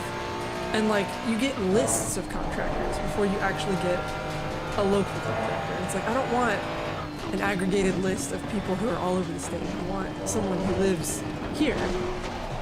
And like, I can't find their website because there's so many other list sites. You know what might be a valid project is to try to do with domains what people did with AdBlock. To have user-generated curated lists of like, oh no, that's just AI garbage. And just filter that out of everything. Gosh, that would be amazing. What if Google gave you a place to plug in your own blacklist of domains? So when you search for something and you find a domain that's garbage, it's like, add this domain to the garbage list. They will never do that because advertising. But a Chrome plugin could do that. And you could have, just like the ads. Although the Chrome plugin is so sandbox that when you have zillions of those URLs, it becomes really slow. Well, maybe we'll run our we'll run our list somewhere else, and then we'll scan the page and pass it on. There's something there. But there's not something on torrentfreak.com. The website's so bad. Really tough thing. So once again, we'll just have to read from the URL. This is a TV museum that was on YouTube for 16 years, and Sony all of a sudden started issuing them takedowns. And the channel was going to be deleted because of old copies of Bewitched from the 1960s. And these recordings of Bewitched were with the original commercials. It was actually a rerun from the 80s. So there was 1980s commercials from the 1967, copy of Bewitched. And it had already been on YouTube for 16 years. And Sony's like, oh, I'm gonna take that down. What's that? So there's an Indian company that Sony has hired, and they are ravenous in terms of going after DMCA. They actually famously DMCA'd Sony themselves at one point. But this poor guy that curates this stuff, he's like, I've tried to get a human being to talk to him, and it just doesn't exist. So we have to choose between either getting the strike or taking it all down because we can't communicate with them. There's no negotiation, which is how DMCA works, which is why it's one of the darkest things that I believe. Don't forget, last week we talked about how rights holders want to make those immediate as opposed to... Oh, yeah. And the right to repair, we usually know who the bad guys are in right to repair. They make it pretty obvious, but this one took me by surprise. And Scientologists asked the federal government to restrict the right to repair. They don't want just anybody repairing things. We're finding out that they are in fact fake. I'm not super familiar with Scientology. What are these? Oh, really? Oh, this is a rabbit hole you got to go down into. So when you become a Scientologist, they give you one of these devices here. Right. Or they don't give it to you. You go in. You pay for it, I'm sure. No, you don't get to keep it. They sit you down and you hold 2 leads. And they ask you just the most invasive questions about your life you can imagine. And they read your meter, which is all fake. Yeah. And like that, they're like, okay, well, you're going to need to pay this much to undo all of the Scientology is crazy. What a racket. We should send one of these to EEV blog. Well, the rule is, How do you get it? Yeah. you're not allowed to take it apart. They got some sort of like terms of service, which I guess, you know, people have had these on eBay. But they really, really work hard to try to keep people from finding out what's inside. Is nothing inside. And this is not necessarily a tech story, but just like, oh, how awful. If your life is probably not already great if you're in this group. You probably put up with a lot of crap at work. You don't get paid a lot. Now you get paid less. Walmart changes its starting pay structure for entry-level store workers because apparently there are a lot of entry-level store workers at this point. It's almost like they have a retention problem. So, automotive and bakery gets paid more, but now everybody else gets paid the exact same amount. At least entry level. I guess you can like graduate up from that. I worked at a different grocery chain. Do you think the people who clean the bathrooms get paid the same? They probably farm that out though, right? Well, at the grocery store I worked at, that was one of the job duties if you were a bagger. Oh, but We I'm did talking like about hourly checks on I'm the talking bathroom. about like the overnight clean. We cleaned it. It was like every hour someone would come through and like make sure there wasn't crap all over the place. I'm sure we got some Walmart workers in the audience. Give us a engagement challenge. And it seems that the social media companies have figured out that because Australia and Canada made them remove the news, they were able to learn that people don't actually care about the news. So let's just get rid of it altogether. Facebook is getting rid of the news tab in Europe. People post links to news on their own. So it turns out that Facebook didn't have to do that. I'm actually not sure where news is on Facebook. Like, it's literally just a marketplace machine for me. They say it's a tab. The joke I've never is seen that it. there are 5 websites on the internet, and the links on those 5 websites consist of places that go to the other 4. I don't see the number here, but I think they said something like 3% of people like actually change their habits. But most people were just like, yeah, I don't bother with that. So. Don't know where it is. And they'll always be tweets to me. Yeah. X's new terms of service insist that tweets are now posts. Okay. Sounds good. You keep telling yourself that. Pat yourself on the back. Retweeting is reposting. Twitter is X. I look at those like the Orwell directives. Like, no, never. I'll never believe it. Also, one of the big things here is with the scraping. They have changed their ideas like everybody else about how you can use their data. Scraping or crawling is expressly prohibited under all circumstances without written permission.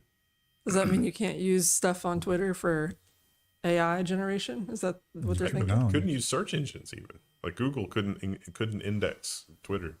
Oh, that's tragic because there are some funny tweets I'd like to save. I'm sorry, posts.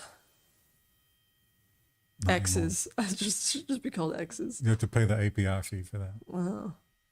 Well, I guess it says the crawling is permissible within the robots.txt. So I guess searching is mostly okay, but scraping, no. Well, it's a sad day, but we'll move on and we'll see you again in 2 more days. Bye.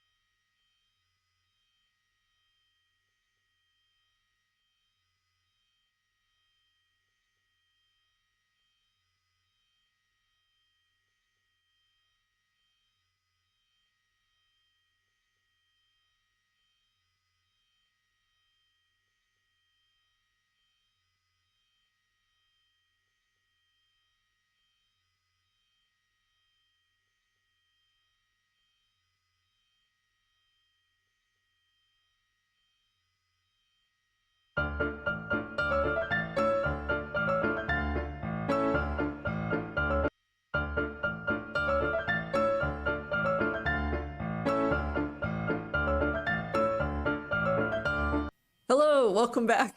A second time, but you didn't see the first time. Today is September 26th. We're doing links with friends, and we're doing business and security stories to start your week.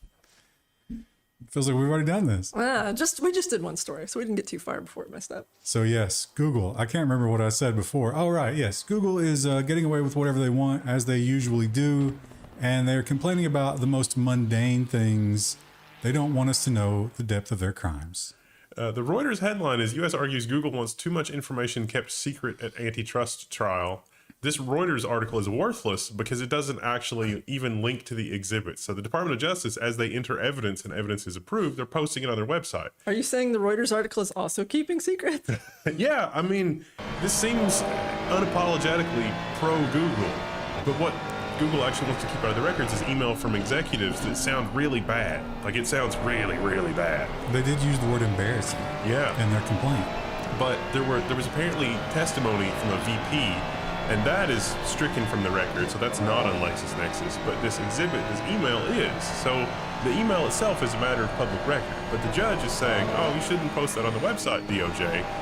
So you have to have a LexisNexis account to get it. But if you have a LexisNexis account and you post it on your blog, that's fine. There's no stopping that because that's a matter of public record. Also, no trade secrets. There was nothing in that email that could be construed as a trade secret. Nobody's arguing that. Again, they just said it was embarrassing. And it seems tough taters. I embarrass myself every week, and there's a public record of it. What world do we live in that this even makes sense? And if you want to measure how much power Google has, the response to that wasn't deal with it. I'm the judge. No, the response was, oh, I'm so sorry.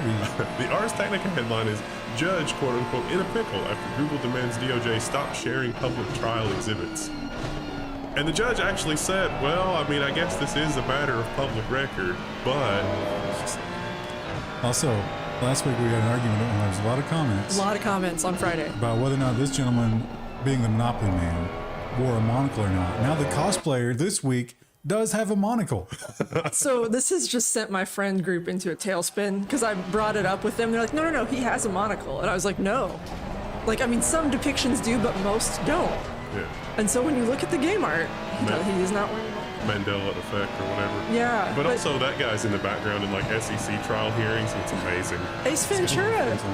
There's a reference to the Monopoly Man. He has the thing on. So the screenwriters of Ace Ventura also thought he had The monocle feels right. Yeah. It does, yeah. Well, argue again in the comments below. Google would love to be protected under this act, although this is not for them. This is for citizens, which is a rare case. But they would love to delete all of these records. California legislature passes the Delete Act regulating data brokers. Who is a data broker? Basically anybody. This is an ad agency's worst nightmare, and they're all asleep at the helm. I would encourage you to read this article just to get the other side's argument in terms of like, you shouldn't pass this law, because their arguments are so reaching. It's hilarious. Anybody that has a brain would not, I mean, it's just, is this the world that we live in? It makes no sense. Up is down, black is white. Ignore your lying eyes. I don't know. Monopoly Man doesn't have a monocle. So they argue it's like, well, you know, we take care of this stuff, but if you do this, then it'll just be the Wild West, and it'll all get out there. And it's already all out there. See also T-Mobile. We'll talk about that later. They give you 45 days after you submit a request, and they're supposed to delete all of your stuff. I don't think they'll ever actually do that. Law or no law. And maybe, well, I guess it depends on where you stand here, but these protect the children laws are usually just hidden trampling on your rights. And I applaud this judge. Court blocks California's online child safety laws, the California Age-Appropriate Design Code Act. The intention with this law was to prevent kids from accidentally buying things like Robux with their parents' credit card, foreshadowing. But this law is a terrible law. And the big thing they're giving down here is, or the reason they're striking it down is they claim it's First Amendment because by proving you're not a child, then your free speech might be suppressed. Because I'm not willing to prove to you that I'm not a child on your website. Ever. Kind of a bad way As usual, when they strike down these laws, they do it for the wrong reason. I feel like that leaves an opening later on for somebody to be like, well, that was a dumb reason. And like, oh, you're right. Let's put it back quietly. And this is very similar to what you were talking about with the Google issue. We've seen a lot of these kinds of arguments where you've got technical things, in this case, laws, regulations, and then someone comes along and puts some annotations on it. And they say, oh, these annotations are mine. You can't share them.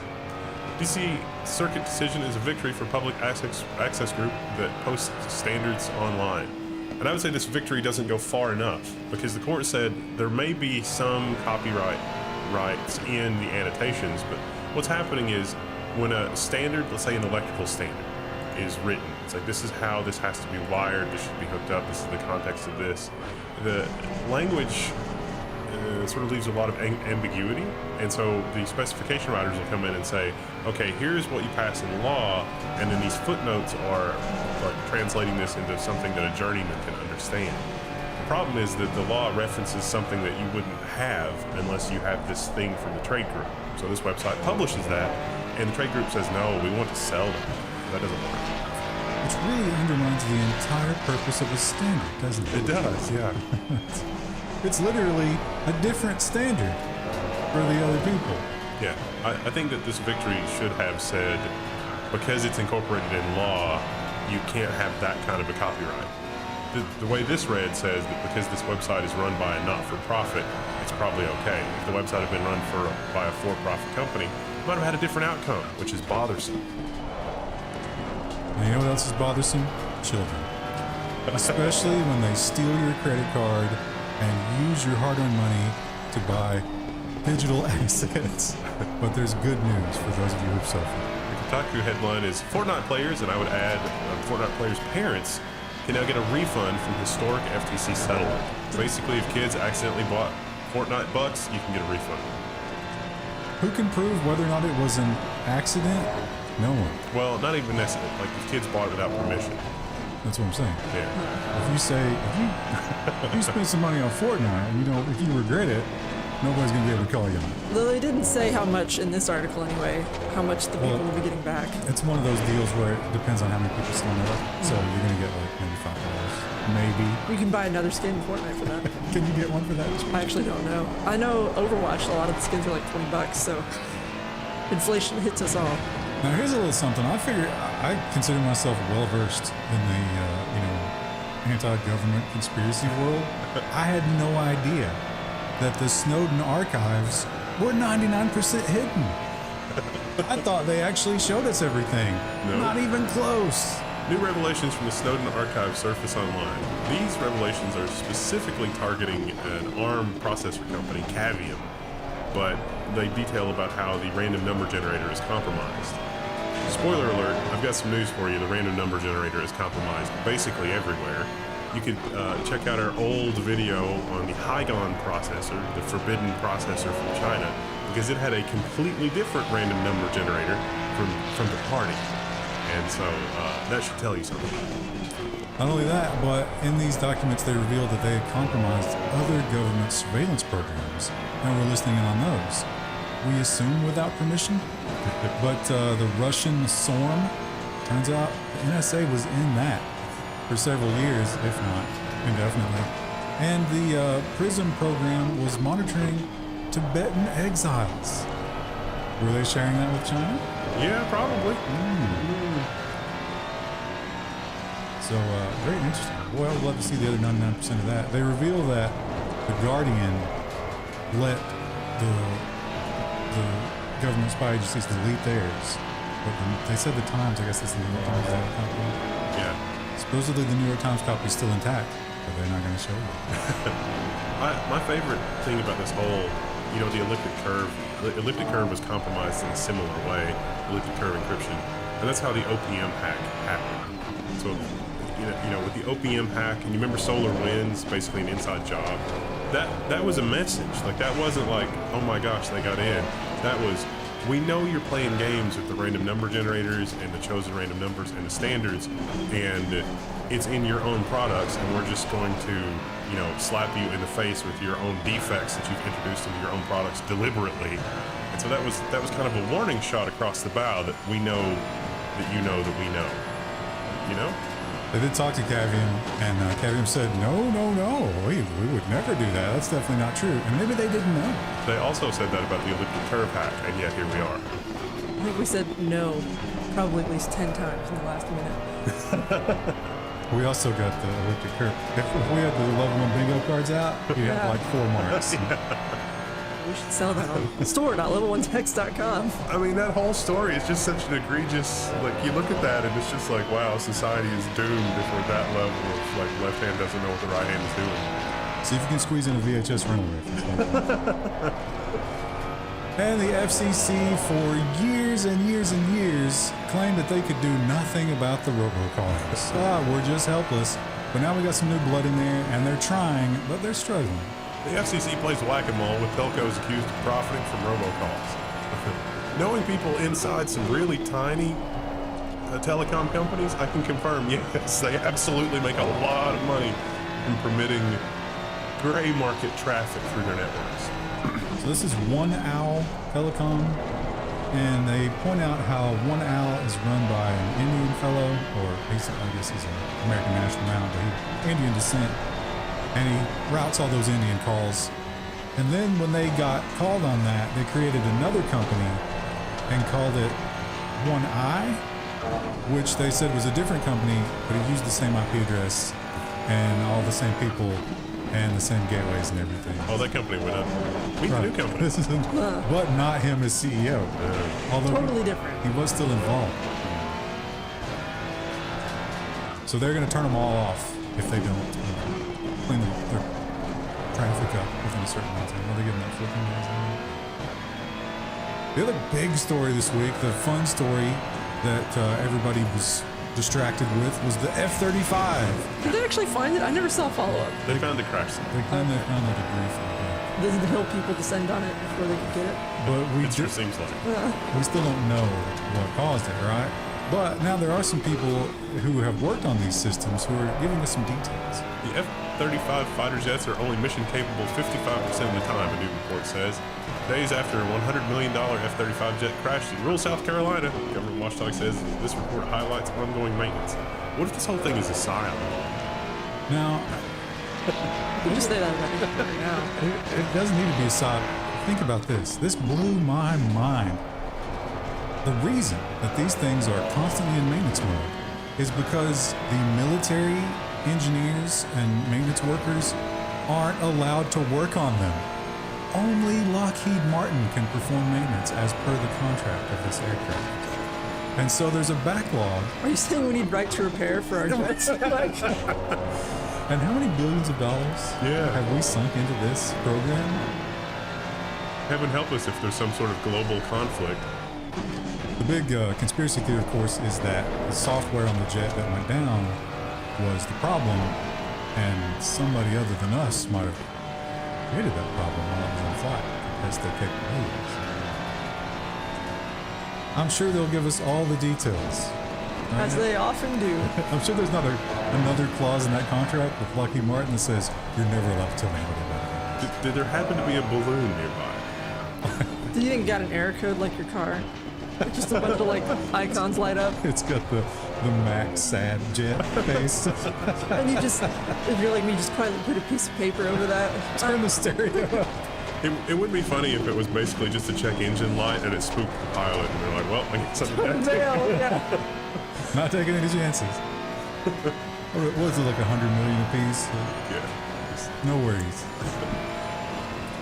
And, we get more and more data that's dominating our lives. That's the Google argument, right? That's what they're in trouble for. And no one seems to care too much about the hoovering up of all data, except when it's done to certain classes of people. Arkansas Governor Sarah Huckabee Sanders signs a law restricting release of her travel and security records.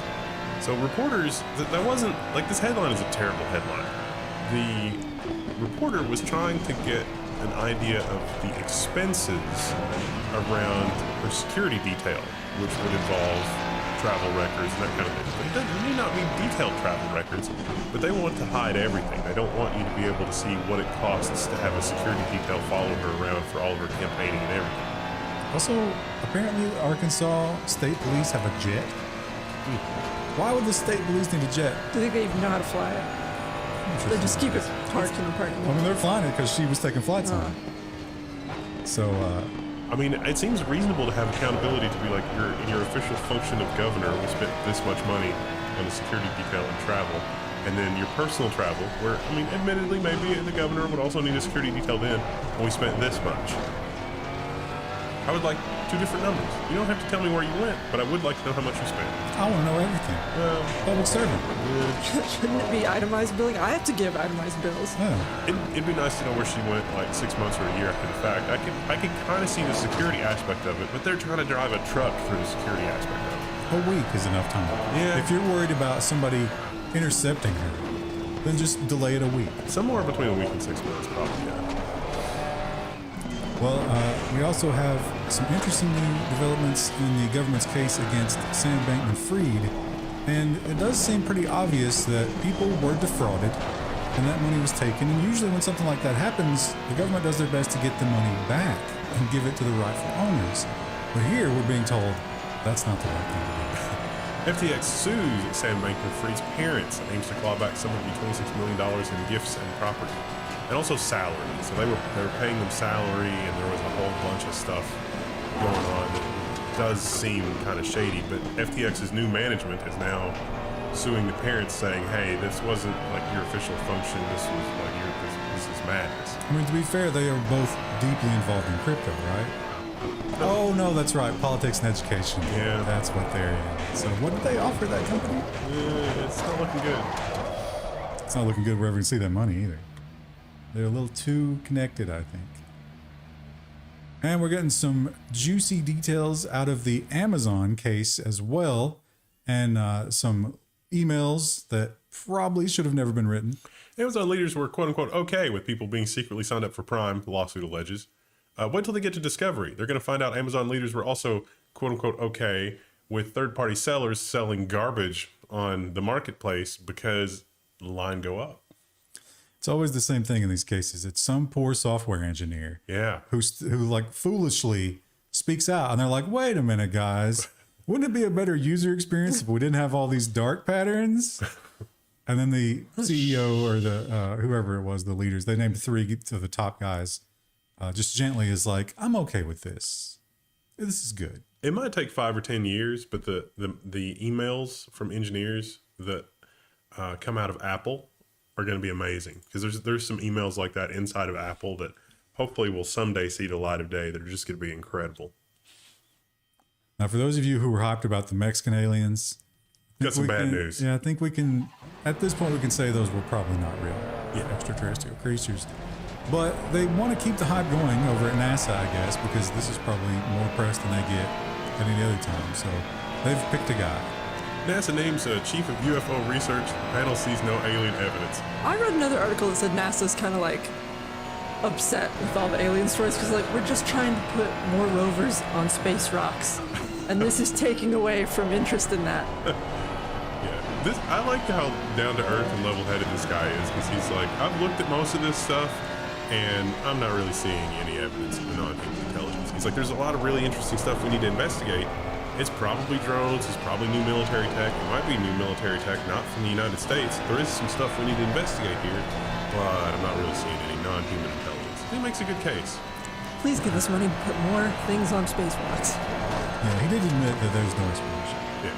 So there's still hope, everybody. Hope for non-human intelligence. If you want to believe, you can keep believing. We got a ton, now Raw Stories hitting us with these aggressive paywalls all the time, correctly.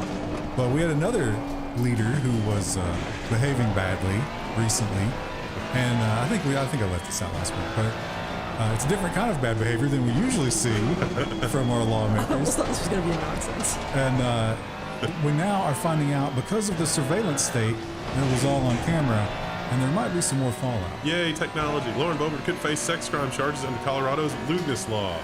So she was in a theater, and she was with her boyfriend, and they might have been doing things.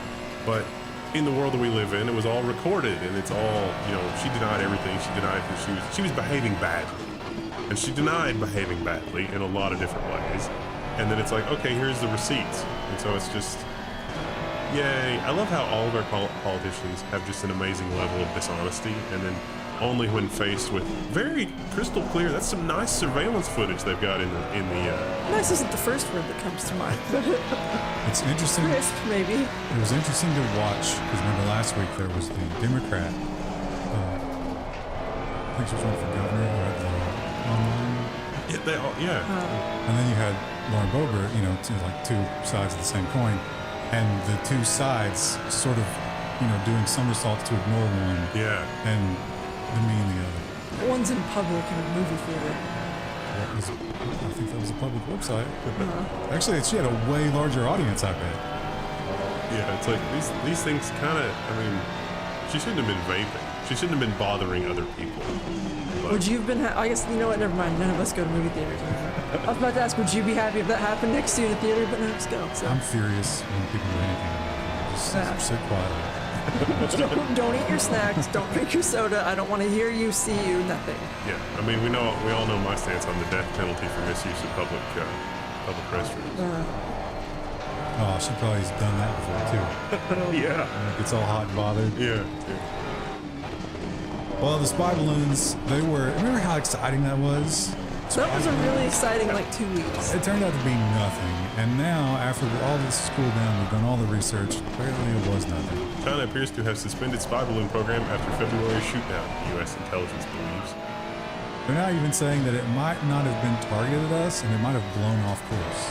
Well, we did do the forensics on the equipment, and it was not active when it was floating over whatever. I wonder if they just deactivated it.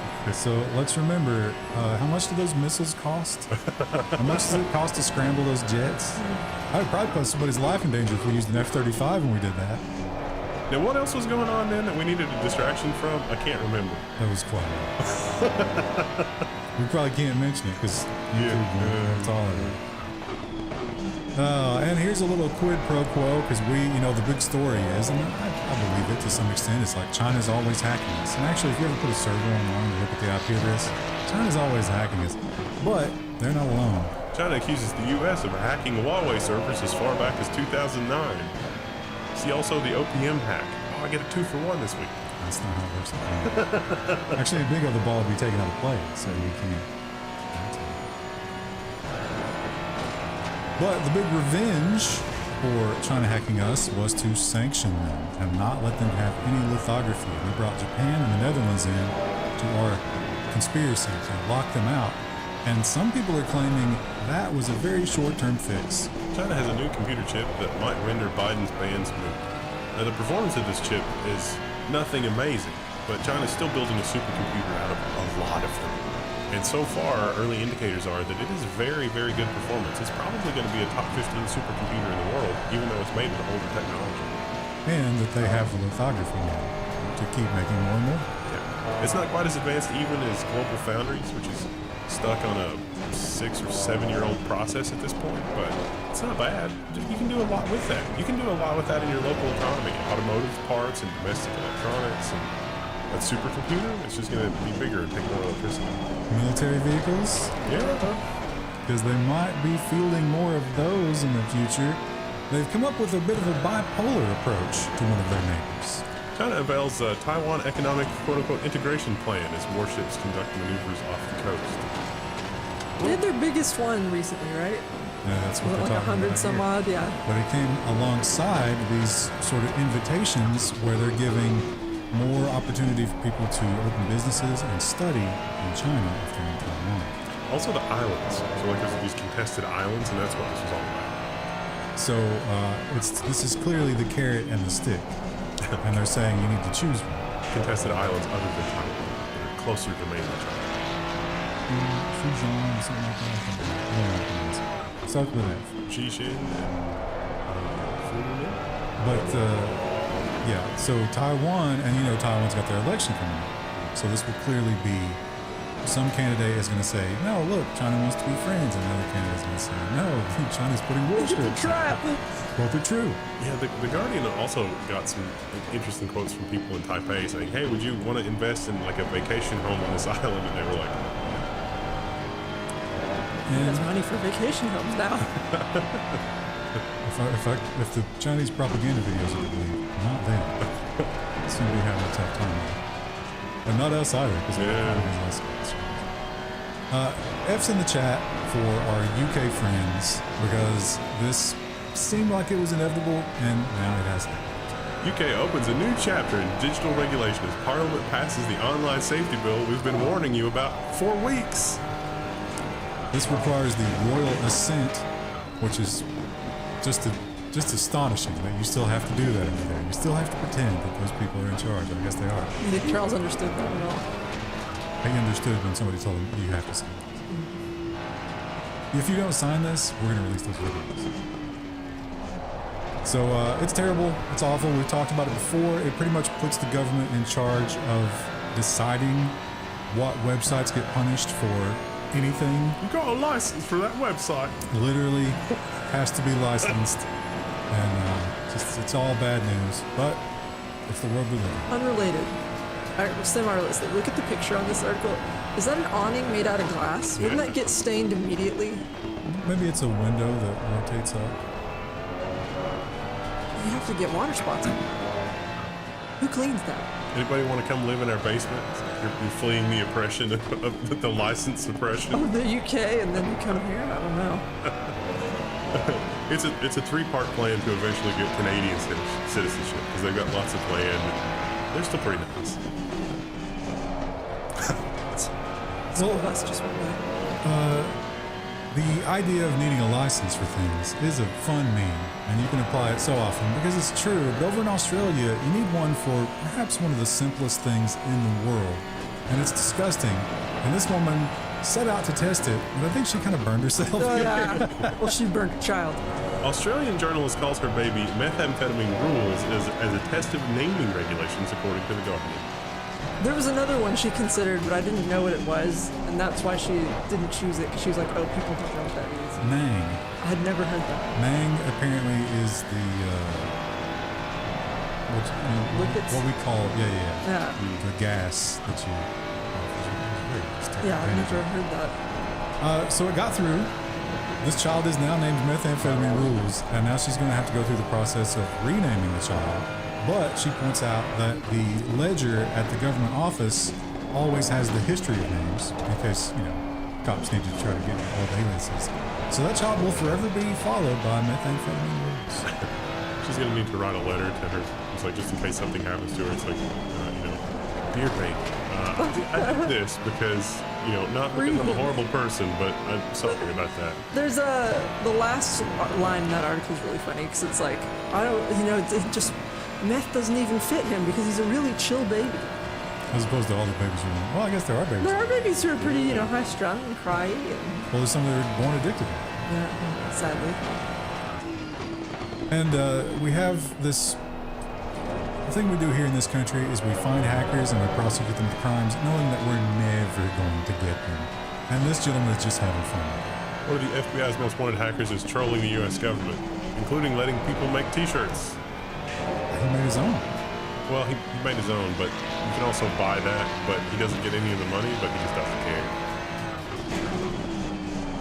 He's allegedly behind a lot of hacks.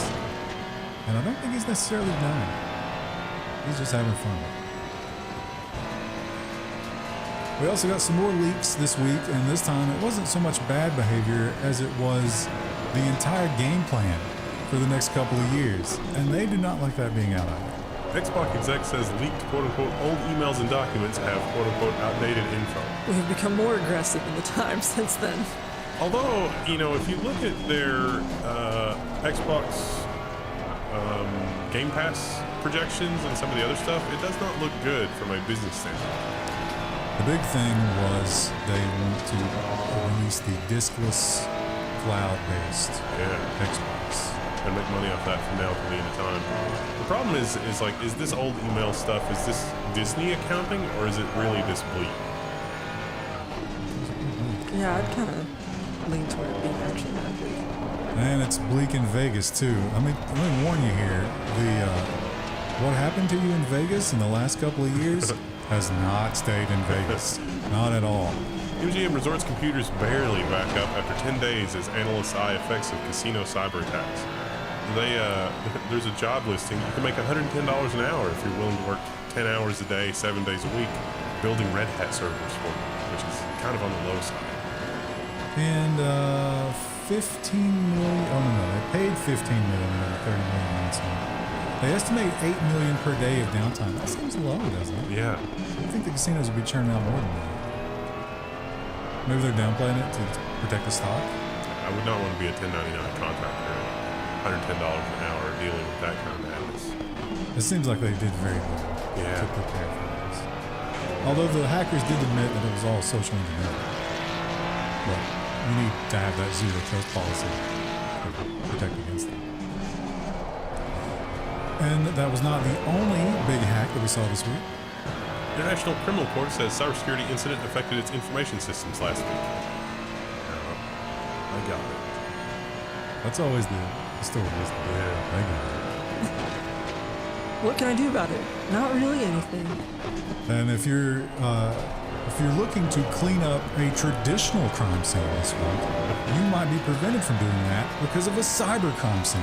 Clorox products in short supply after a cyber attack, and the company is not saying what, other than production of certain cleaning products, has been negatively impacted. They are not talking about it. They're going to have to talk about it to shareholders. Expect a shortage. Although we got off-brand bleach, right? We'll be good. But sometimes the off-brand bleach is just from the same company. And these two lovebirds, they had a hell of a business going. I mean, they were making so much money. And the great thing about their business is that all of their products were stolen. Sister Man and spouse admit to part in quote-unquote massive pirated Avaya licenses scam. Basically, this was just unlock codes. You buy an Avaya phone system and it comes half broken. And you buy a license code and then it unlocks functionality that already exists in the hardware that you have. This fellow worked for him, managed to rustle him up a whole big bunch of codes, and then went in business with some other resellers. They had some of the correspondence down here, and he said something like, "Nowhere else on earth can you get a license to unlock this on the same day for this price," because it was stolen. I can see why that would be tempting, man. And we have, as usual, a new kind of backdoor to look at this week. Chinese hackers have unleashed a never-before-seen Linux backdoor. Although it's basically a Windows backdoor that's been copy-pasted to Linux. They got a breakdown over here, and you can see what it runs through. It's mainly good for lateral movement through infrastructure and persistence. I also have some info in there on how to detect it. If you think you might be affected, you might want to take a look at it. And another weekly occurrence is the poorly configured publishing of keys and other secrets. This time it is to GitHub. Microsoft AI researchers accidentally exposed terabytes of internal sensitive data. The internal sensitive data was a 38 terabyte archive of Microsoft Teams conversations. And two personal computers of developers working on this project, full backups. And there were some other authentication keys and stuff as well. But also, this GitHub was set up to be not only globally readable, but globally writable. Whoops. So you could get in there and do whatever you wanted with it. I can't wait for some company to figure out that their Teams conversations were part of this. And it's like, what do you mean? We had, for legal reasons, we had turned off Teams conversation logging. What do you mean that it's part of this archive? Kind of like when you turn off location tracking on your phone. Huh. You know, you do that so you feel better about it not tracking your location. But, of course, it still tracks your location. And that's been proven in court. Google to pay $155 million in settlements over location tracking. Apple said to be taking notes for how they can avoid a similar settlement in the future because they're also tracking your location when they say they're not. Tracking everything, as is Google. So, that's unfortunate.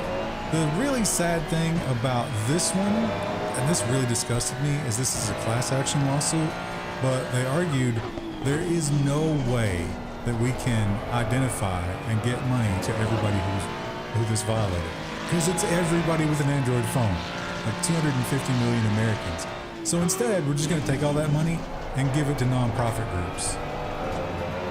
It also only costs less than $1, and I'm pretty sure the Google made more than $1 per person.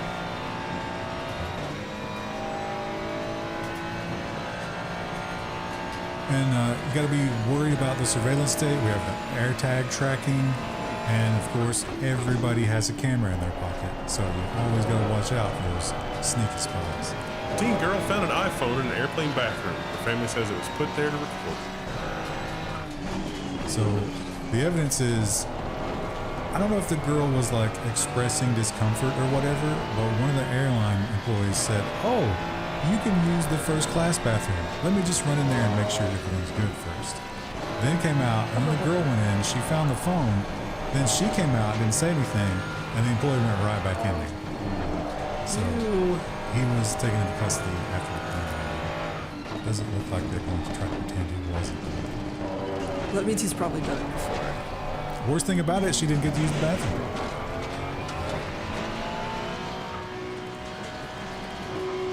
And you are always under surveillance, whether you're having some fun at a movie theater, or driving, or even going to school.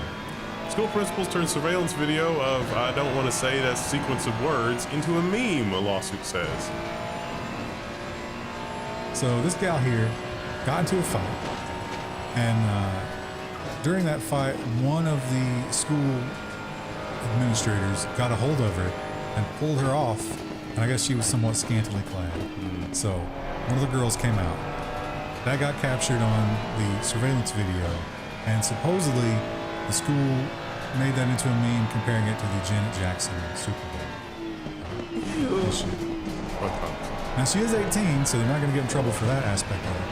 But they have said that yes, they did share it, but not as a meme, and only as a safety training video. Okay. I don't buy it. I also don't buy it. They could have pixelated it. Yeah, like there's literally 1,000 ways to get around that. But also these children, it's feral. There's talents. That happened when I was in school. T-Mobile is also denying it. They're saying, oh, this is one of the other data breaches. Well, that doesn't make it much better. So many to choose from. The headline here, which is a developing story at the time we're recording this, is T-Mobile reportedly suffers from its third major data breach in 12 months. This is employee and PII, and we don't know if it's real or not, but it seems like it's real because the data is there, or maybe it's old data from something that's only just now being made public. Seems like it's a ransomware gone wrong. But this from T-Mobile, who now charges you $10 extra per month if you pay from a credit card as opposed to a debit card. Would you trust a company that's had at least 2, probably 3 major data breaches in the last 12 months with your credit card or your debit card? You gotta give them, I would give them your debit card. That's crazy. Also, just last week, they had the issue where people were logging on and seeing other people's data. Yeah. So T-Mobile's handling of data really Not great. suspect. Is this an AI-generated image of a sad boy clown? It doesn't look like the nose is actually attached to his nose. Right? Definitely seems AI generated. Maybe that's really what T-Mobile looks like. Fun times. It's the same. Well, there you have it. That's it for today's episode. We'll see you in the next one. With business, Which will be tomorrow.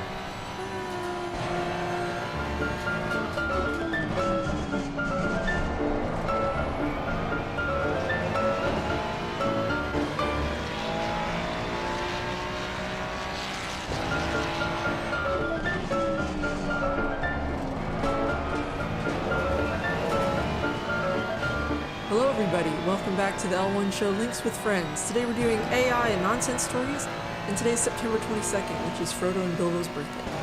Oh, what are you going to celebrate? I don't know. Nothing in particular. Probably filming this show. Well, we have another compelling quote from Mr. Elon Musk. He loves a camera. Elon Musk, AI poses a civilizational risk if not regulated.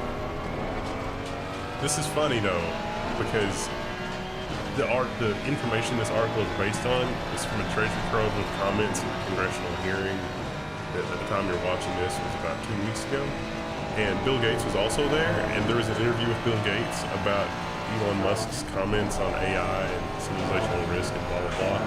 And you go down a rabbit hole of Bill Gates's thoughts on Elon Musk's commentary that and in the past, and it's amazing. It's so amazing because Bill Gates says things like, Elon Musk thinks that we're gonna all live on Mars and watch as humanity destroys Earth and there's no saving Earth, and so that's why we should live on Mars. Oh yeah, we all need that. Yeah, but Yeah. Bill Gates' idea of how to save Earth is a little bit dystopian. You mean modified mosquitoes? I know, What? but if we can get Bill Gates to tell us about Elon Musk and Elon Musk to tell us about Bill Gates, we'll know. Maybe we should just load them all into a sub. We'll have the most accurate picture. But have you seen now he's doing lab-grown fruit? Yeah. It's craziness. Well, we have a lot of fruit. We don't need that. What if we put it on a sub like Chris just said? Let's put the fruit on the sub. No, we put them on the sub. Let's put them on the Starship. Yeah. Yeah, you guys can go live in space. Have fun. Also, I love this picture because this guy's clearly Elon Musk security, right? With the earpiece. But what about this dapper gentleman over here? Those are all Elon Musk's friends. He has so many friends. Is that the guy that dresses up as the Monopoly guy? 'Cause It looks like it. I love it when it's because he shows up in congressional hearings sometimes, and it's just like he's just in the background as like the Monopoly. No, that's not the one, because he had regular glasses. Not the guy just has a monocle. Well, you should write an angry letter. You're cosplaying that, right?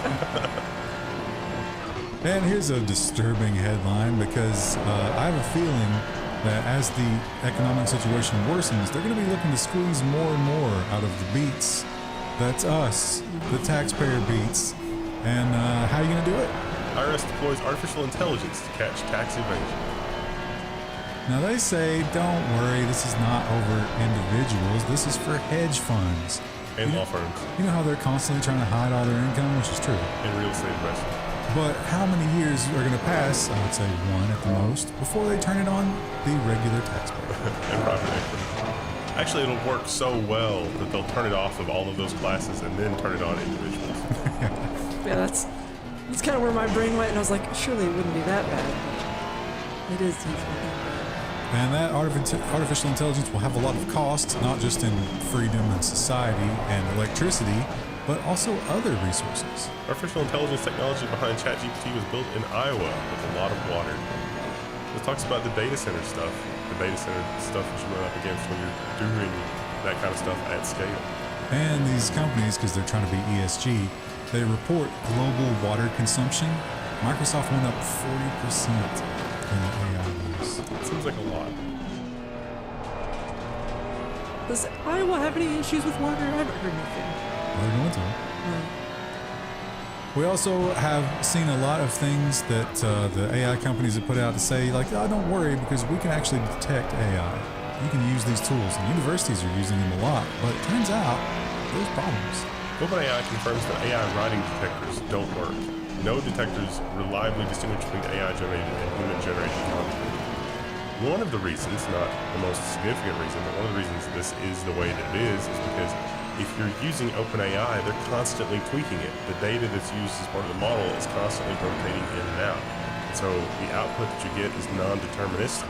So something that analyzes the output to determine if an AI wrote it or not, it's not going to function reliably because the version that you ran to detect the writing is not necessarily trained on the version of ChatGPT that exists today. Which is probably not going to be all that comforting if you've already been failed in a college course for cheating, quote unquote. Although maybe you were cheating. And if you want to cheat more, maybe you got a new friend. The AI assistant wars heat up with Claude Pro, a new ChatGPT Plus rival. $20 a month will get you a better version of Claude. The big thing that they advertise here are tokens, where Claude has 100,000 tokens. And I think ChatGPT is what, like 8,000? Can we get back to ChatGPT like 3.79 when it had a useful code helper? How many times in the software game have we begged to go back to a version that everybody liked? You never get to go back. You're just gonna have to run your own version. You gotta do more experiments with that. Blizzard deleted Overwatch 1. I'll never get it back. They deleted my favorite AI helper. No. It's coming. And if you want to make your own, you'll probably be using a tool like this to decide if it's any good or not. New benchmark tests speed of running AI models. Like you said before, though, they change so rapidly. How can this possibly give you anything done? The AI stuff is moving so fast that I couldn't keep up even if I wanted to. There's a lot of really amazing things happening, but there are also a lot of charlatans using it as a prop. And we get release after release every week. We see something like this. Stability AI debuts stable audio, bringing text to audio generation to the masses. I was kind of excited because I thought this was finally like the text-to-speech thing, but no, this is more like describe the music you want. It's like the image generators, which means that you can use it to steal Drake's fame and get illegal Spotify plays. Actually, no, Spotify will not play it. Time to upload all my favorite compositions from the demo scene and see if I can get something out. Same genre, but Oh, might not be. Demo scene? demo scene, like wares. You're gonna turn that into music? No, they like all the release groups would have different. It's like this is the Razor 1911 thing, and it would be like an Amiga mod, and sort of vaguely techno something. Oh, you're talking about back in the day when we played the MIDI music. Yeah, I'm reaching to. There's only like 6 people watching that have any clue what I'm talking about. MIDI music. Wow, I hadn't thought about that in a while. You should try that. You should like register that and be like, give me piezo. Oh, the 90s wear scene. Do you remember the lawless wasteland of going to a website in like the early 2000s and it would just start playing a really poorly done version of a pop song and it'd be like, oh, turn that off. Yeah. And everything was animated. Yeah. Had the baby doing the under construction. There was some amazing stuff there though. Like even not being super into music, I had to admire the artistic creativity of certain compositions, like Amiga Track. That was just clever. It was Star Trek samples on a beat, and it was very well done. Well, you know what's not clever? It was not well done. What's not clever is AI writing for major publications, because my God, are they getting things wrong? And no matter how bad they do, they don't seem to stop. Microsoft publishes garbled AI article calling tragically deceased NBA player useless. AI should not be writing obituaries, quote unquote. You should go read this one because there's so many things that they point out here that's just insane. Now, they claim that this was not the new AI doing this, but part of an algorithm that was covered by a human. That is a lie. There's no way a human looked at this. No. No way. A human being was trying to use AI to automate themselves. I don't know. Oops, I need to do that. But that's sad. It's sad that guy had to be memorialized by a robot, and his last memory will just be someone calling him useless. Well, it wasn't someone. Some bot. And we still have more robo-taxi drama. It keeps going on, and now the people have spoken out. Protesters call for shutdown of robo-taxis in front of Cruise's San Francisco headquarters. They point out that the Cruise security started doing the anti-protest stuff where they're like playing loud music to disrupt them and, various noise making and trying to just make them uncomfortable. But then someone pulled them aside and was like, no, you have to let them do that. This is a PR debacle that you're creating here. I don't know. It's interesting if we're going back to if we're going into an anti-robot of the Luddites. We'll get a new breath of fresh air. And California's Senate might be some of them. California Senate approves ban on autonomous trucks. Not really. It's not a ban. It's just that you have to have a human. But pretty soon, the human remote in the driver's seat will also be okay. And this one was added for me, wasn't it? This is I thought It was a big story. It was a big story. I think we all had a collective chuckle. Yeah. Researcher shows bodies of reported non-human beings in Mexican Congress UFO hearing. The problem with this is that the guy involved is a notorious hoax huckster and is the source of a lot of hoaxes. But also, these bodies have been investigated before. In 2017. And in 2017, they had the DNA of children. So why? What was the point of this? Was this a distraction? Was this... Why do it? Well, you know, some of you haven't been to weird little fairs in eastern Kentucky because there used to be a merman, a little tiny mermaid that they would put on display at a festival in my town. And it was literally like half monkey, half fish. And people would be like, wow, a real mermaid. And it's like, No, that's classic freak show stuff. yeah. We've always had that. As soon as I saw those photos, I was like, that is not But real. they weren't selling tickets to this, were they? This was a government thing.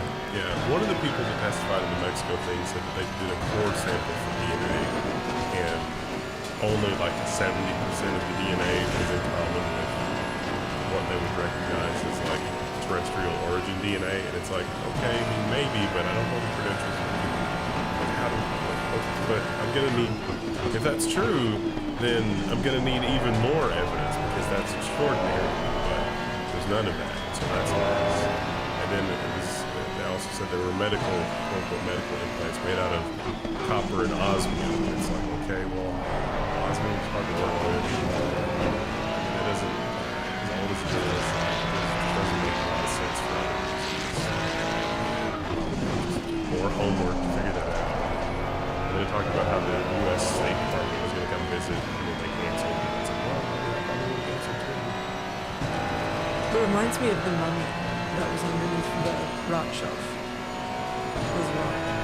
We didn't put an explosion and say, look, it's an alien. Yeah. Literally like, this is a dead Native American. It's going to a university until we can figure out what tribe it belonged to. Also, them being dead ringers for E.T. I mean, come on. Yeah. Be a little creative. Maybe that's what Spielberg was thinking of.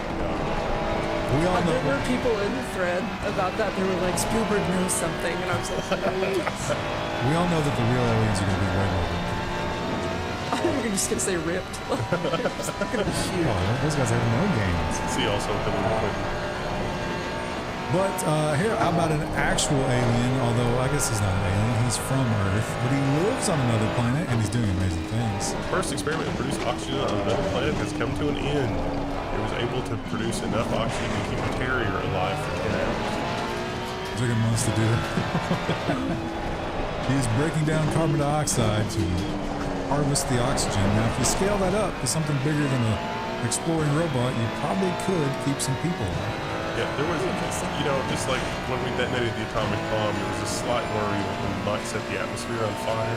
There was a very slight worry that for some reason, the carbon dioxide in the Martian atmosphere wouldn't work chemically the way that we expected to produce breathable oxygen.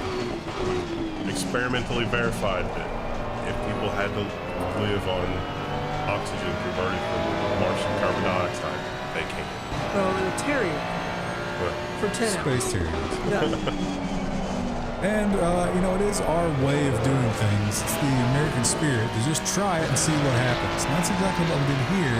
And, not surprisingly, the unexpected.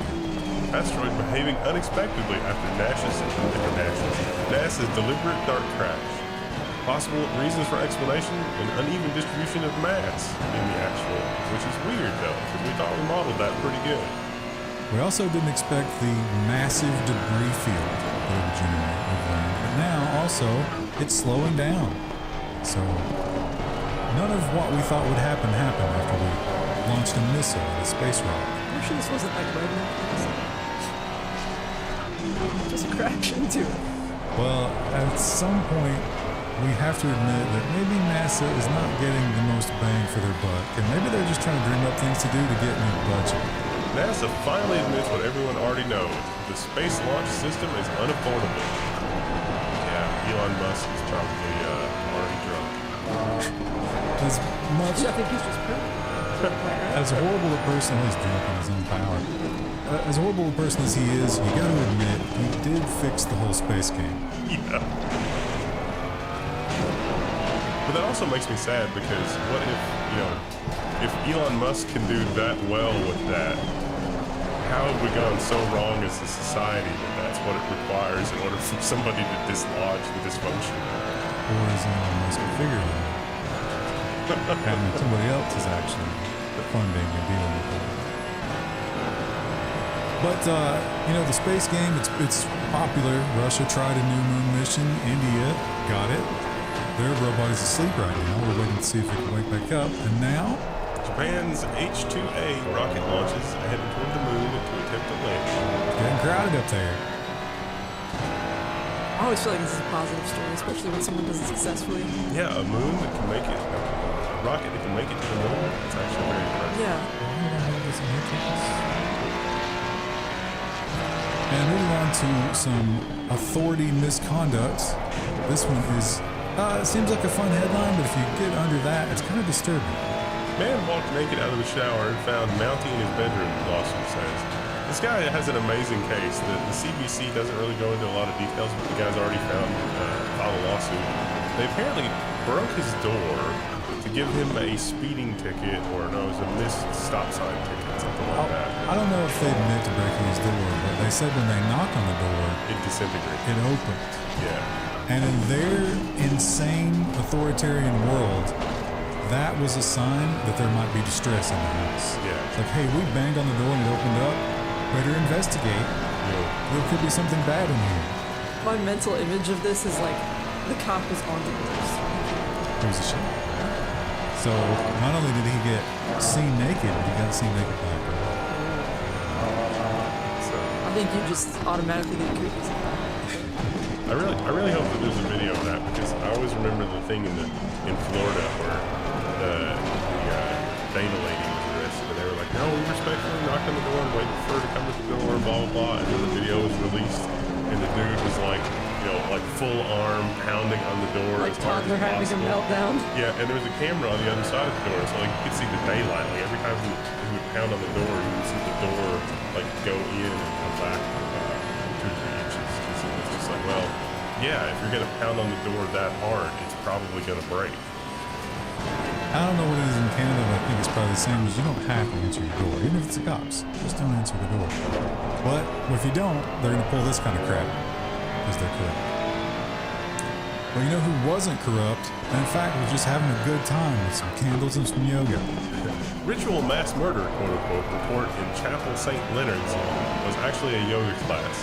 So somebody saw a bunch of people laying on mats, had no idea what yoga was apparently, assumed that everyone was dead, and called the police. Well, there was one person moving around with this gal, and she describes she had some sort of like ceremonial outfit, and she was, dancing around doing some new age stuff. So the people walking their dogs thought that she had just murdered everybody and was like, praising Satan. So they immediately got on the phone to the cops. What a weird series of things to go through mentally. Have you never seen an exercise class? Well, they weren't exercising. They were Yoga, totally relaxed. that's burning calories. No, but they were done with that. They're just laying on their mats. Right, yeah, they were in the relaxation phase, and she was laying on the ground. It's all new age stuff. Yeah. I mean, it's kind of funny.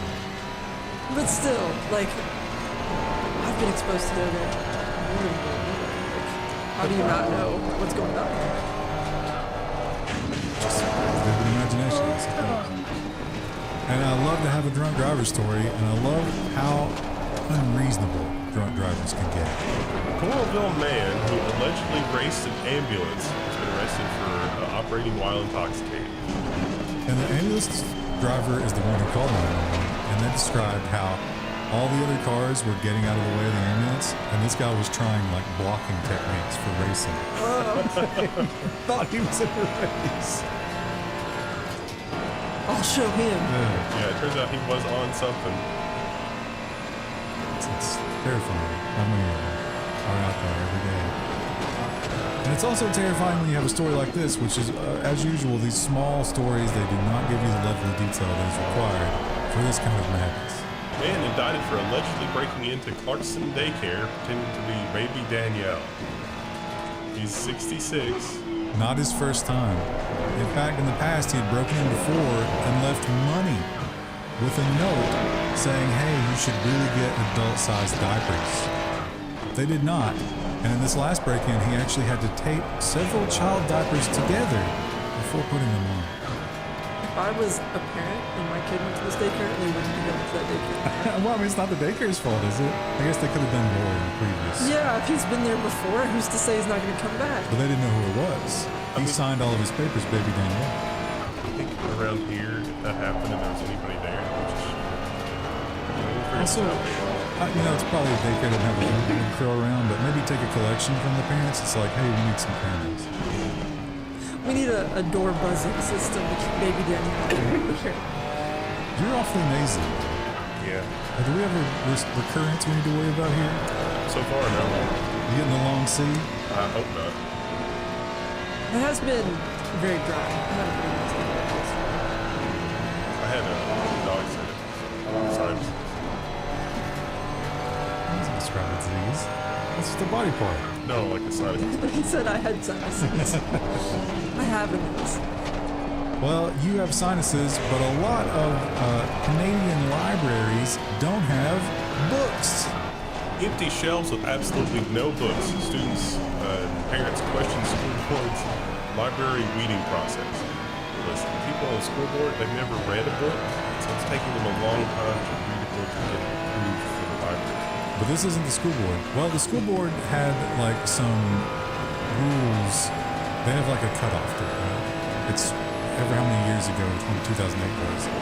And it seems like maybe the librarians were supposed to go through one book at a time and make judgments, and they were just like, I ain't got time. Anything before 2008, no.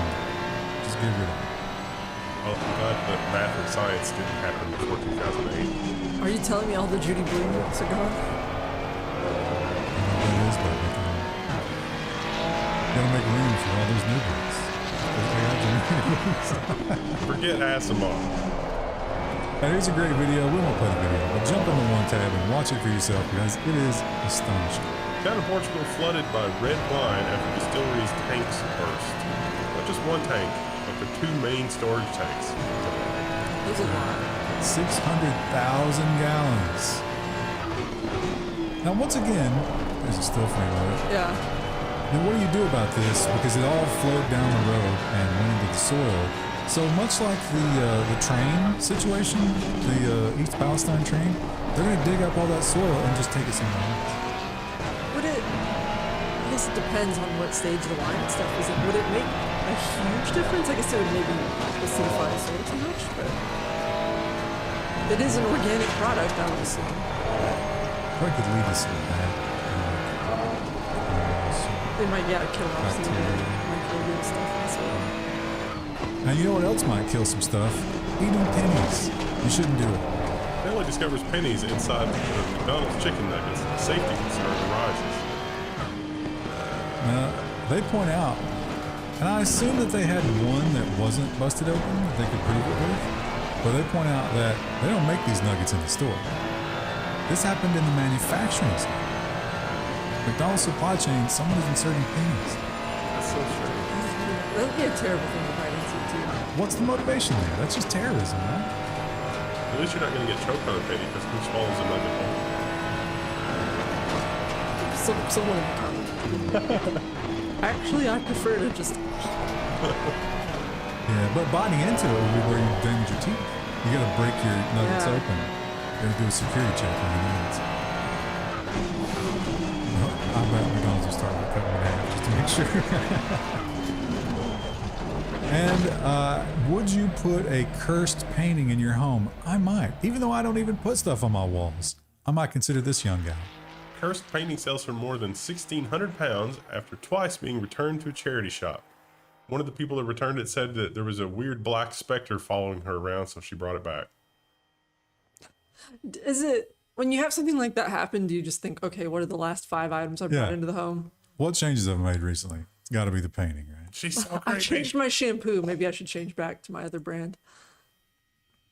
And the fashion world is insane. This is an amazing video. Yeah. It's so insane that when people do insane things for attention, they don't immediately know that's what's going on.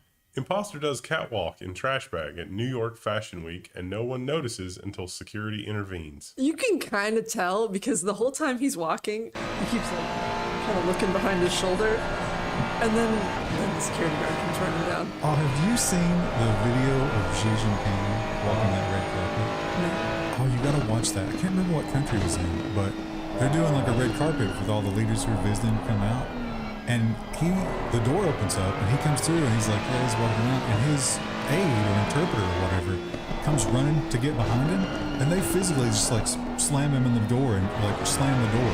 They attack the interpreter. And G's walking in and he starts to look back and he's like, wait a minute. What's going on? I can tell somewhere in his mind is like, am I about to be assassinated? Yeah. Is this how it ends? That's a good one. I wish I could remember the country.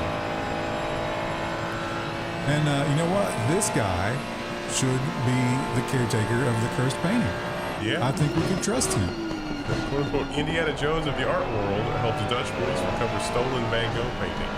I don't know. Maybe it would, Indiana Jones? No, it would be Benoit Blanc, right? I could have sworn that we covered when this was stolen, because it was a couple years ago that the painting was stolen, but it recently got recovered. Please go. And the police basically just said, hey, we can't. He's involved. That's all we can say. Think of all the hijinks, though. Yeah. The screenwriter's going to have a field day. So much hijinks. He's definitely going to be carrying that newspaper with him. Sort of goes in bars. He's got a frame in his house. And this is just a puff piece from BBC, but I thought it was, wanted to love Star Trek so much. What was your exposure to the animated series? I gotta watch the animated series growing up. That was okay. Okay. They used this scene a lot. They used the same track. They did the whole scene recycling thing. Like Scooby-Doo, where Limited. It's called a limited animation. Yeah. Because Masters of the Universe was like that too. They used it. Like 30% of the episodes was just animated. But it's been a long time. Legacy of Star Trek the Animated Series, 50 years on. How about the fact that old Shatner's still going? He's full of that much hate. there was one write-up I read on this, and it talked about how James Doohan just didn't want to do anything, and Shatner would call him up and they try to be friends, and he was just like, Bill, I don't like you. Just, you kind of respect it in a way when you're just that upfront. Well, it's better than having somebody hanging around with you who hates you. Yeah, it's just like, I don't mind to go to conventions and show up on stage with you, do our jobs, yeah. Yeah, but he's just, hang out with the fans, and, it's good retirement money, but I just, I don't ever want to get coffee with you again. Yeah. Well, George Takei definitely had that too. Yeah. He has a lot of distaste for him. And there was even a write-up where James Doohan was saying, it's like, one time Bill was acted surprised, and he was like, I don't understand what I ever did to, do whatever. And it's like, well, Bill, I can help you figure that out. Just leave it alone.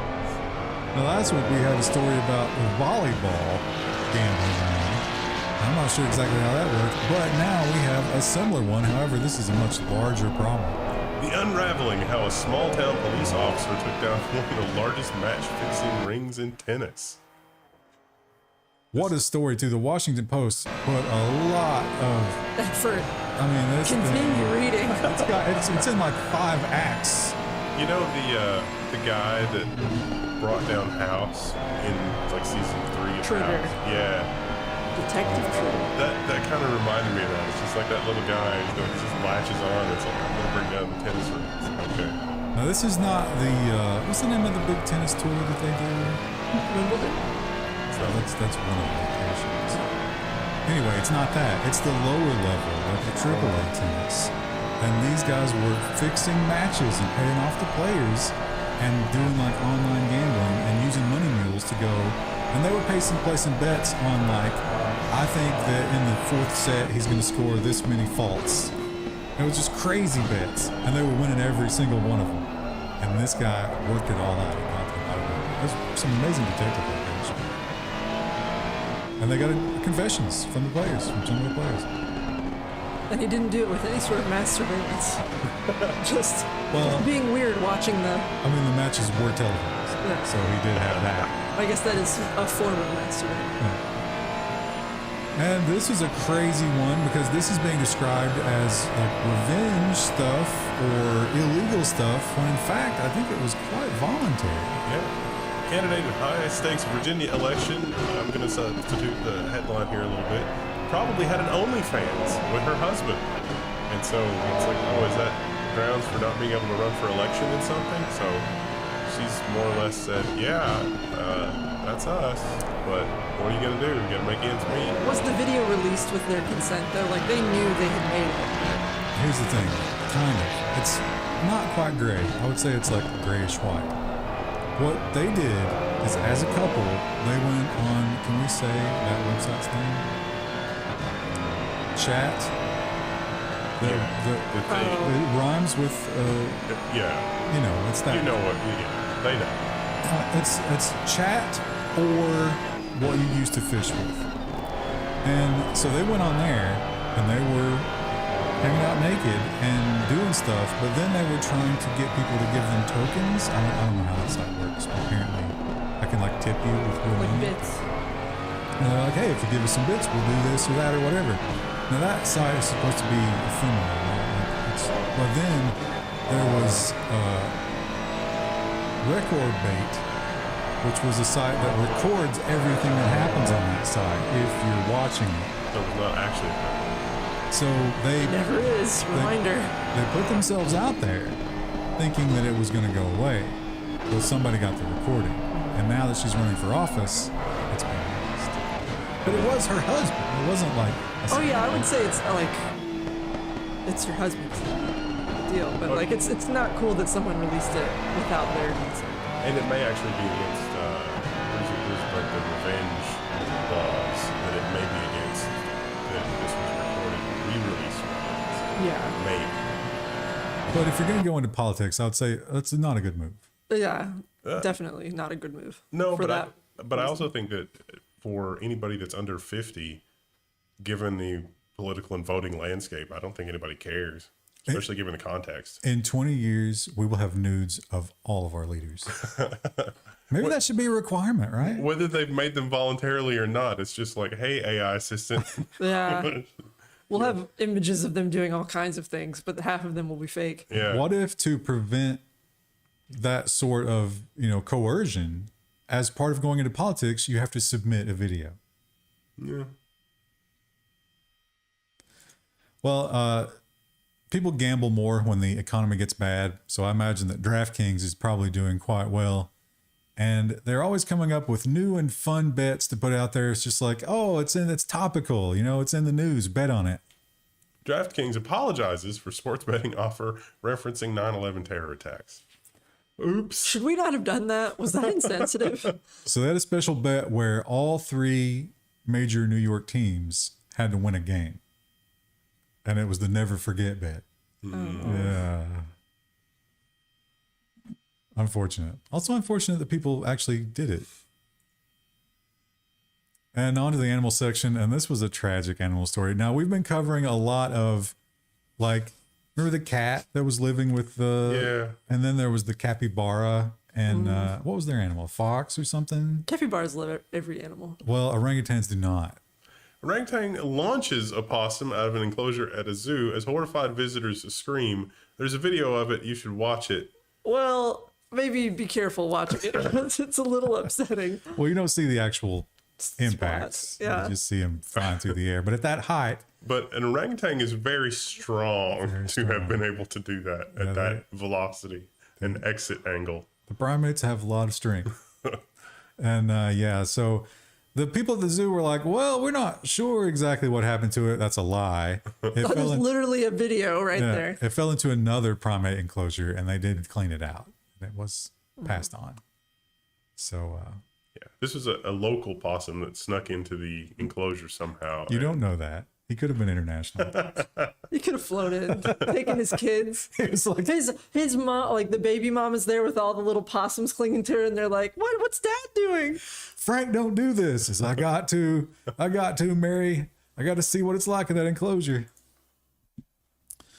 And again, another week of weird airplane experiences, just horrors in the air and people not tolerating it. Couple is demanding a refund after they were seated next to a drooling and farting dog on a 13-hour flight. I pay for Rue to do that next to me every day. I think we've gone too far with this service animal stuff. Like, I understand, if you have like maybe a vision problem or whatever, but the anxiety service dogs, we got to be done with that. I always thought you had to put them, like they have like the under area that you can put your animals in if you're traveling. They said not only did they not have that, but because they had to get the trolleys up and down the aisle, the dog actually had to be under all 3 of their legs. Oh. Yeah. And she described how the husband was wearing shorts and his leg was covered in dog drool by the end of the flight. And it was farting the entire time. Dog farts are no joke either. Like, Rue does the silent but deadly, and it's awful. What if it was the old joke about like blaming the dog and it was actually the other passenger? Just really ripping the whole time. And here's an alarming scene. We had remember the zombie deer. This doesn't appear to be that, but it's certainly something that you don't want to see. A mysterious maned deer is turning purple. There's some really weird photos in this article. My money is on blood disease, and the purple is mixed oxygenated, not oxygenated blood. There were several good theories in the comments on this article. Some people were like, well, maybe he walked through a blueberry patch or pokeberry patch. There was one where someone was like, oh, he might have gotten like shot by a hunter, but it didn't kill him. And that was one of the theories. But what about those big lesions? Yeah, I don't know what that is. Yeah, I got bit by a tick. Probably. It's a big tick. He can't be comfortable, right? We should probably kill that deer. Yeah. Just for its own sake.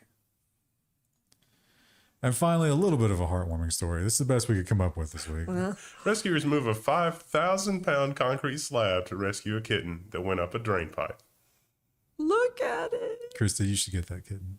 That particular kitten. Yeah.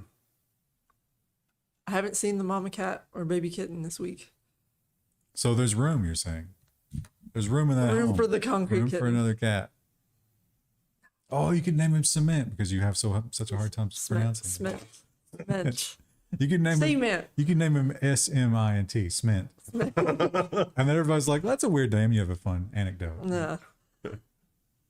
All right. Well, that's it for the week, chat. It is actually the week this time. We will see you guys next Tuesday. Thanks for hanging out. Bye. Leno.com. Yeah. Oh, not Use our just code. Leno.com. You got to use our code. Use the link. Yeah. Don't just go there. Use our code.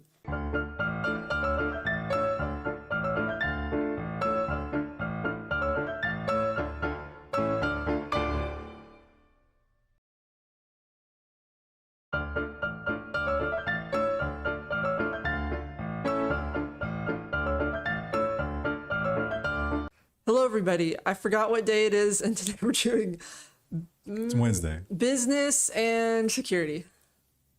It's Wednesday. I do know it's Wednesday. It's the 20th of September. Oh, September is just draining through our fingers. How quickly the nice weather goes by, huh? I know.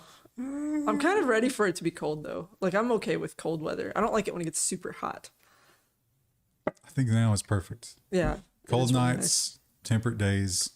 We just, need to move to that South American country where you can have this all year round. I've had our windows open pretty much all week.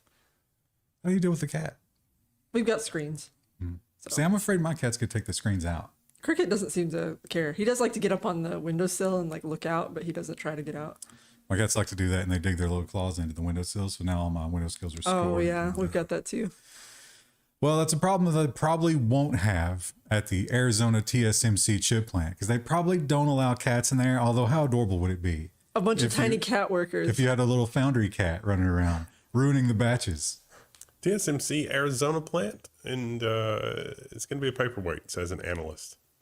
It's an opinion piece, but So what this stems from is that the people from TSMC familiar with what they need that are trying to put the plant together here are having trouble finding American workers, so they say. Meanwhile, Intel keeps saying, oh, everything's going fine with their fab construction in Ohio. So This guy says even if they can do it right, they're going to be making older chips, and it feels like this was always just sort of a PR piece. I mean, there's definitely a PR element to it, but it could have been good.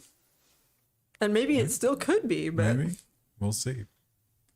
I mean, before the pandemic, there was fabrication hardware that's pushing 20 years old making automotive components. So, I mean, that might be fine for these fabs. The only reason we lost them is because the automotive industry was like, oh, we don't need those anymore. And it's like, okay, well, I guess we'll finally get rid of this old equipment and put in something newer. And now those companies are making more money anyway. So, Or if something were to happen and we didn't have access to, China and Taiwan anymore. Mm. That could make it really useful. But one of their competitors is probably going to be creeping up on them because all of a sudden they got a little bit more money in their pocket. ARM prices IPO at $51 a share, valuing company at over $54 billion. I think during that trading day, it went up 20%.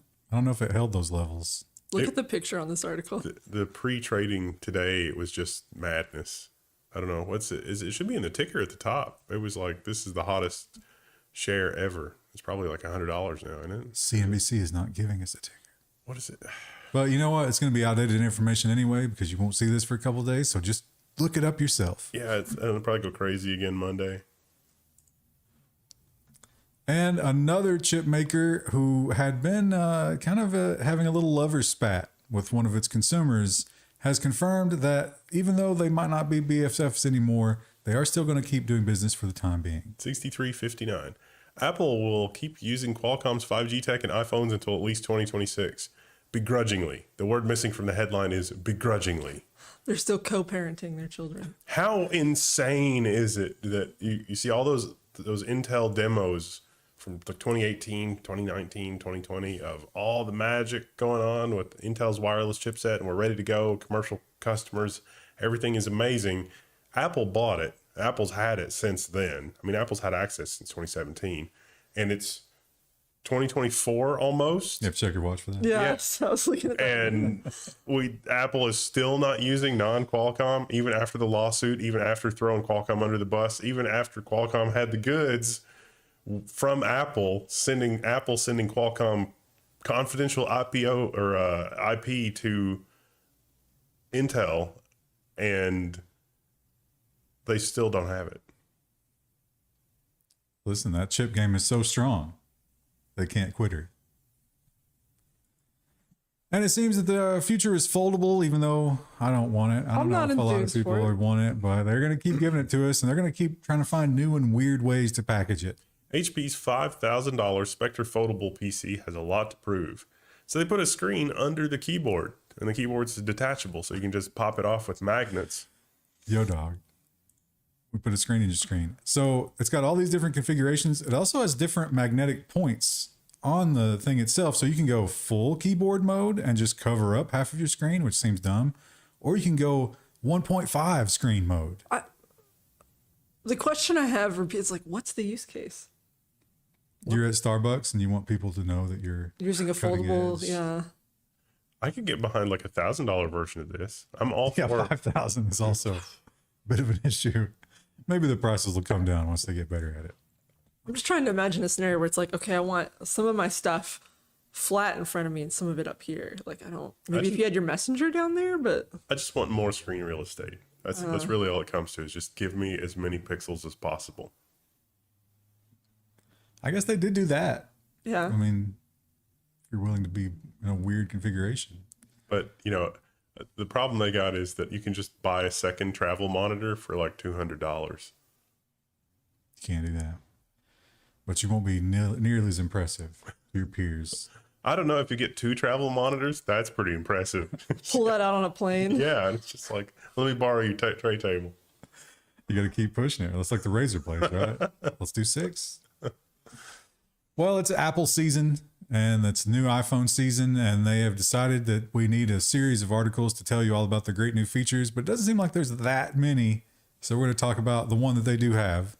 The Verge article is the Apple iPhone 15 Pro and 15 Pro Max announced titanium bodies and an action button. They're adding USB-C ports, but it only runs at USB 3 speeds if you shell out and get the Pro version of the phone, because they couldn't be bothered to put 3 extra wires in the non-Pro version in typical Apple fashion. I don't think that's why they did that. I think they needed the Pro to be separated somehow, but they didn't really have any Pro features to throw at it. So it seems like an iPhone 14 that's made out of titanium and has USB-C. That action button is programmable, but it will replace another button, and it was the last actual physical control on the phone other than the couple of buttons on the side there. Apple is killing the iPhone's silent switch. You just flip that and then your iPhone is quiet. Look, there's Steve Jobs. Not anymore. You can still use it for that purpose, although it will not be a switch anymore. It will be a button. but you can reprogram it. So if you want to change your silent switch button to open TikTok, more power to you. They also made it like the Apple Watch now supports gestures, but it's actually been it would do gestures for a long time. Like you can squeeze your hands and stuff, and then your watch is like, oh, I know what you're doing. I didn't see anyone, even people who are kind of Apple fanboys, I didn't see anyone real excited about the stuff they announced. No. How long until somebody gets out of prison after, for being a gang affiliated and their watch is detecting when they throw gang signs and they get arrested again? This is your GPS tracker watch. You can't ever take it off. And also, or you flip off a cop and they use that in the case. It's like, oh yeah, we know you were flipping us off because your iPhone recorded it. You're really just like scratching your eye. We are in the darkest timeline. Well, it's time for more bandwidth, and Intel is going to bring us so much. Intel unveils Thunderbolt 5 standard for high-speed connectivity. So it's not really as awesome as they make it out to be, but it is PCIe Gen 4 speeds. It can be up to 120 gigabit one way, that's transmitting for displays, but it's only going to be 80 gigabit, twice the theoretical maximum of current. So basically they just moved from Gen 3 to Gen 4. It's still not 8 lanes wide, although in the 120 gigabit mode, these are all optional features. I'm cautiously optimistic that this isn't trash, but this isn't the dramatic leap forward that I was hoping for. Now, if you were in the search for a budget phone, and in these economic times, more and more people are, you got new choices. Not only do you have Huawei's new Maverick that shouldn't even be able to exist, but somehow they got those Korean chips. We've also got this new game in town. Nokia. Oh, there's a name I've not heard in an age. They're back with HMD is launching its own smartphone brand. Well, Just solid as a rock. It's the Nokia's OEM partner. But Nokia's not involved. Yeah. These guys are going out on their own. Well, but look at the back of the Nokia. Well, I don't think they have a product to show yet. Oh. They have been making the Nokia phones, and I think they will continue to.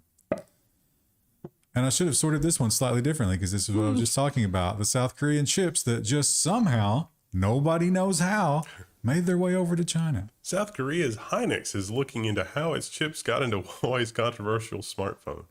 Gosh darn it, how did that happen? They have offered that it was probably either stockpiling or second-party sales. They would never violate those beautiful sanctions that they believe so much in. And how many times have we seen this headline? An Android product that has been abandoned. Oh. Microsoft cuts ties with the Surface Duo after just 2 Android version updates.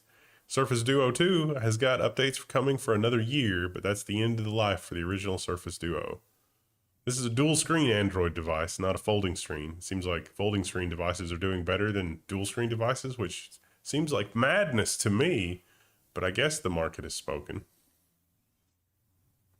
You just can't trust those Android devices. They will not get updated in perpetuity. But even if they do, they're so slow, they're unusable. Yeah. What a terrible thing. That's what the antitrust people should be hitting Google for. Yeah.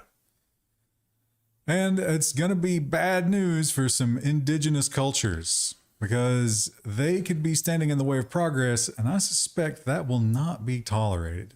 World's largest lithium deposit uncovered in the U.S., and it could change the electric vehicle industry. But it's going to be sort of bad for the ecology in a supervolcano caldera. Didn't we cover this one already? Because there's also a star astronomy observatory in this area as well, right? This was published on the 12th. I don't think we would have. There was she's talking about, I think it was a really, really flat area. And that also had lithium. Oh yeah. I think that's a different place. Okay. I think that's more southern. Maybe not though. Lots of lithium, and always in places where it would not be ideal to mine for lithium. They think this was formed by the volcano. Volcano lithium. How cool is that? And a lot of that lithium will be going to one man's business, and I think we all know who it is. And apparently, I don't know if this is just he paid somebody to release the press release here, but they claim that he's made a huge breakthrough in the EV industry. Tesla reinvents car making with a quiet breakthrough. I guess all cars, right? Just how they do manufacturing. They call it giga. What was it? Ugh. Giga something. Giga fabricating. Giga casting. Yeah. Right, which is not spell casting as you might think. You know, it's not. We're not talking about Baldur's Gate here. This is forming the entire bottom frame of the car in one mold all at once. We had a story, it might have been dropped. We had a story last week or the week before about some of the people that have already had this had weird cracks in their frame, and Tesla's like, you don't need to fix that. We've seen him do some bold things before that didn't quite work out. Let's hope this isn't one of them. But if he can get this right, it should reduce the price of cars dramatically. Or at least for him. Because it's Theoretically, yeah. way less manufacturing steps. It was like 400 parts to one. Yeah. Which is just crazy. And you know what? We're going to do it this week. We're going to talk about some crazy new technology. And we're going to talk about batteries and storage. Now, I don't know if we're ever going to see this, but it was enough for Tom's Hardware. Cerabyte ceramic storage poised to usher in the yottabyte era. And so if you read and you do your homework here, this is a ceramic storage, which has just impossible data densities made out of an easily produced ceramic layer that's only about 50 to 100 atoms thick. It uses a laser or possibly a Maser microwave to do the writing, and then it can just use a standard optical laser for reading, and it's going to be amazing and blah, blah, blah. But their website is suspiciously devoid of any talk about how the technology rewrites. So this might be write once, which, you know, if we move up 1,000 times in capacity, that might not be terrible. That would be pretty cool. It's like you can't delete things. Back to the old CDR day, but I only need one per lifetime. Yeah. So, I mean, maybe that's okay. But the fact that they don't talk about rewrite and they don't, you know, go up front and say, because you're going to have 1,000 times the capacity, you don't ever need to actually erase anything, then it makes me suspect of their claims. The NSA just like they got the cold sweats and they're like, oh, I've dreamed of this. Also, the other thing they point out here, and again, who knows about these claims, but they say this will last 5,000 years. Because it's so stable. Ceramic, yeah. And the battery story, we see these so often. The reason I included this one, usually when we have major battery tech, I just leave it out because have you seen any of it? It's been years since we've covered some of the first stories. We've been talking about these for years. They don't ever happen. They're not real. But the reason I included this one is because the government is actually throwing money at this one. This alternative lithium-based batteries could help store renewable energy. The Department of Energy is investing $500 million in this zinc bromine battery. Bromine, isn't that the stuff they use at Disney to do the water? Yeah. So the gains here are not quite as dramatic, but it is considerably better, and it's got more discharge cycles than lithium ion. So Heck yeah. Zinc is cheap. It would be great if we could make batteries out of that. We can make it out of old pennies. What a roller coaster if you're the guys who think that you have the ability to get that big lithium deposit. Because one day you find out you have the biggest lithium deposit in the world. The next day you hear this. Ooh. Oh, and the biggest drama of the week. Ooh, this has been a delicious drama. I've been enjoying this one so much. Unity rushes to quote unquote clarify price increase plan as game developers fume. A lot of games moving off of Unity, like Slay the Spire, as a result of these changes. So there are some nasty changes in here, but the big one that everybody is a little upset about is 20 cents per install. Yeah, not purchase, install. Right. So you could do it, you install it a few times and then you're costing the developer every time. Well, in the original terms, it was not clear if repeated installs counted. They have now backtracked and said, no, just the first install. But if you install on a different device, that doesn't count. That's still a new install. Yeah. So pretty nasty, pretty scummy. And they pointed out, it's like, well, what if I put my game in a bundle? I might not even get 20 cents from that. What if I do charity bundles? All these different, what if I have a demo? And they didn't really have good answers for any of that stuff. And it got pretty nasty pretty quick. Unity Engine, Among Us, Slay the Spire, etc. joined the criticism, and they're jettisoning Unity. Did you read Rust's statement about it? The headline was literally just F Unity. And they were like, We obviously like Rust is going to stay in it for now, but they're like, when we work on Rust 2, it's not going to be in Unity. A couple of games have announced that they're taking them off in January, whenever this goes into effect. It was also true that in the old Unity terms of service, you had the option of staying with the terms of service for the release date of your game.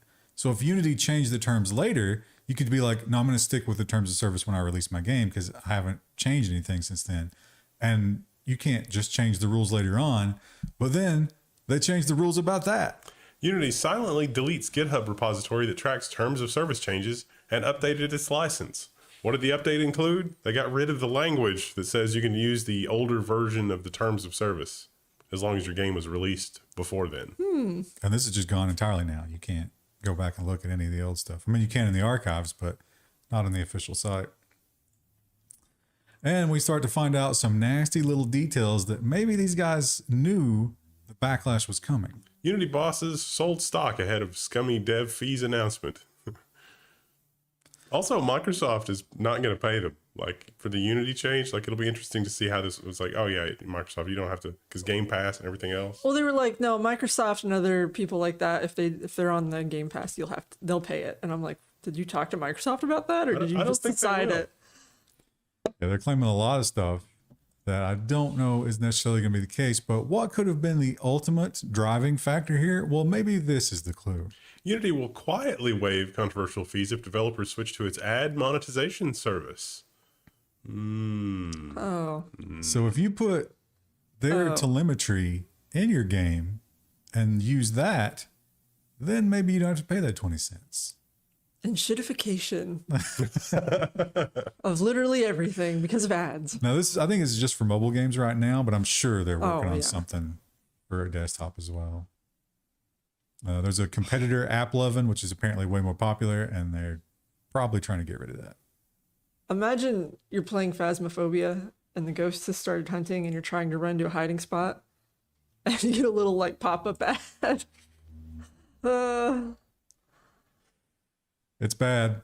And gamers, as we've seen recently, they can react violently. They can overreact in a lot of ways, which is exactly what they did. Unity office closes as staff receive threats after new pricing policy revealed. They caught the person threatening. It was a Unity employee. The other thing that I thought was funny, and I don't think we included this story because it literally came out maybe an hour or two before. Polygon ran a story where they asked the FBI and the local police department, do you have any details about this? And there were no active investigations for death threats. Oh. So they didn't even report it. It came from inside the building. Yeah, they may just be doing that maybe to... Maybe it was, I don't want to go to work and meetings on Friday. Let's just take the day off. Or what if it was like, hey, listen, Steve, we're going to let you go anyway. So we'll give you a little bonus if you take the heat on this. Yeah. And this will give us a nice little piece of PR to go into the weekend. You never know these days. Marketing is a weird game.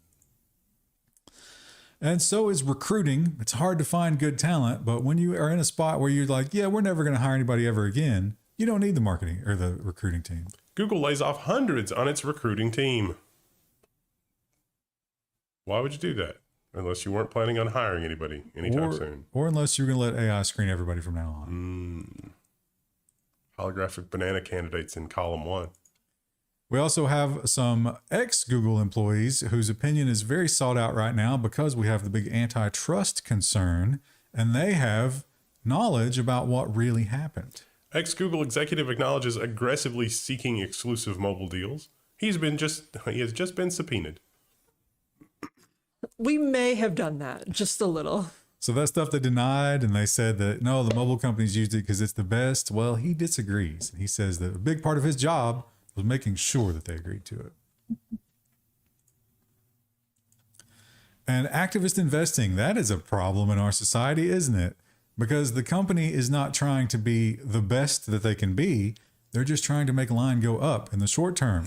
And that is what they are required to do when somebody gets enough of their shares. Activist investor to GoDaddy, cut costs, improve sales, or sell. Well, I mean, pretty much all of GoDaddy's stuff is garbage. And the core of GoDaddy's business could be done by 5 people. So seems like it would be easy to cut costs. Well, that's what they want. cut to the bone, they say.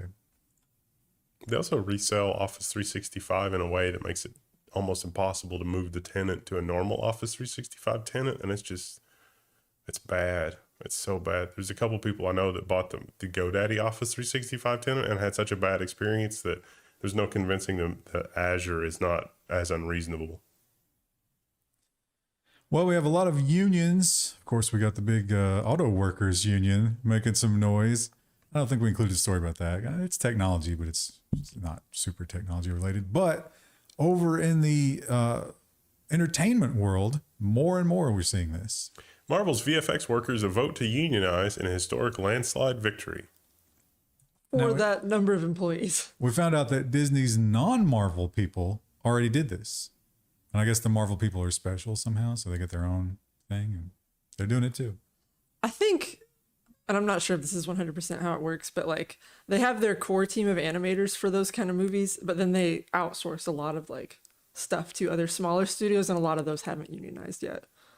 So probably a good thing, but if you have all these other little studios that aren't maybe not as effective as you'd hoped. Do you think the VFX team is as burned out on Marvel as the rest of us is? Yes, because they're probably underpaid and overworked for as many of those movies as they crap out. Seems likely, yeah. Now, this was amazing because I've learned that just recently, Sweden has gotten gangster rap.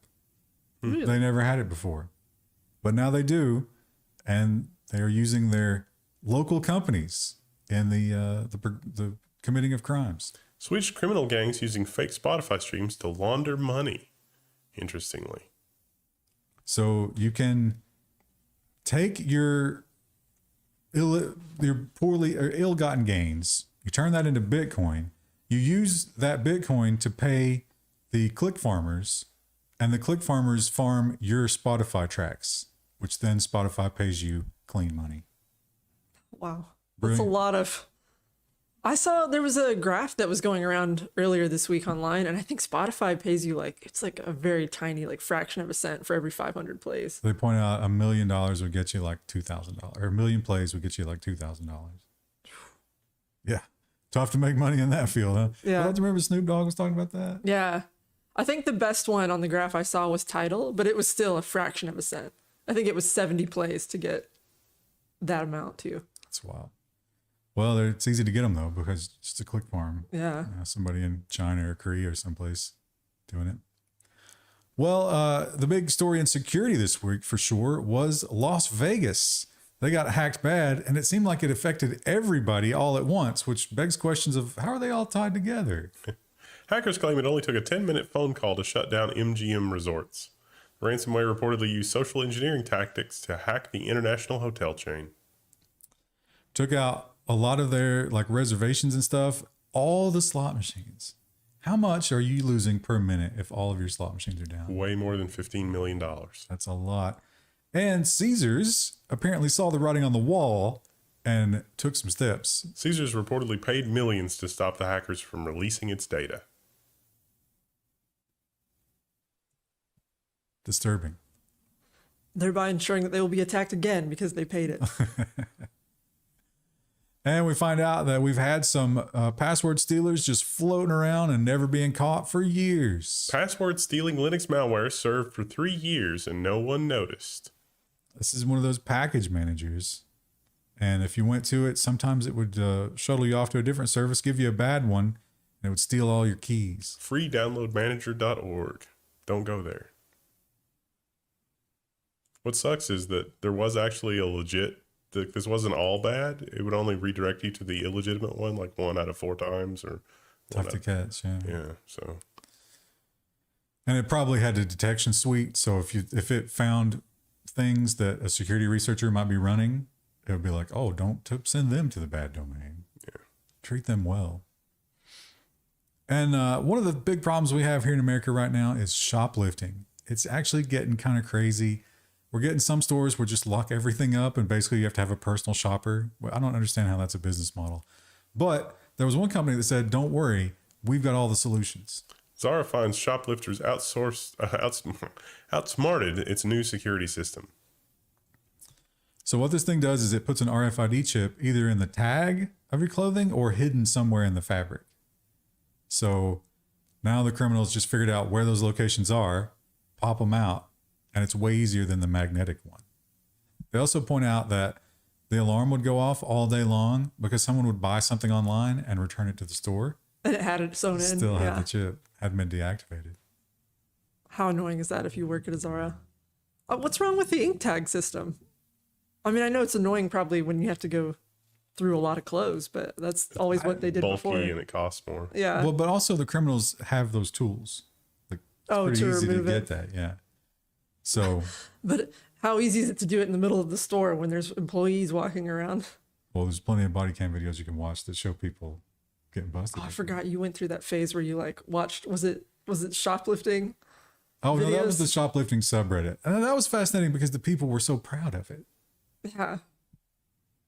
No, these are just, random police videos, right?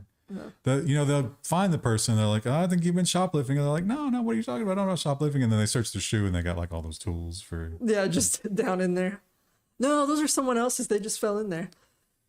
And the whole Microsoft problem that continues to come up, and we continue to learn more and more victims. Breach of Microsoft's engineers account likely led to the hack of U.S. officials. This is just a follow-up on the post-mortem that we covered last week for the key stealing theft thing, which is actually pretty good. Probably nation state. Yeah.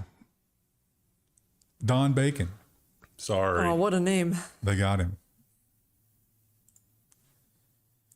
Roblox, boy, that's just a force to be reckoned with. It's amazing how powerful they are. But perhaps when you're that big a target, you have to worry about the worst kind of attacks. Roblox cancels Game Awards over a potentially scary security issue. Which was this fella here had a car full of ammo and a rifle at the developers conference. He didn't threaten anybody. I don't know how they found out. I just had it in the back seat. Like, It's one of those, this smells like one of those parallel construction things where You think the feds convinced him? that they're or, mad because of something that happened in Roblox. that or they were driving around one of their backscatter trucks and it was like, holy crap, there's a lot of ammo in this car. And then it's like, At the okay. convention, I could see that. Yeah. Also, if you were at the University of Michigan this week, you might have noticed a little bit of an issue, and that is no internet anywhere on campus for a week. Why? What caused the outage? Probably ransomware. They haven't really said, they just said, quote unquote, security issue.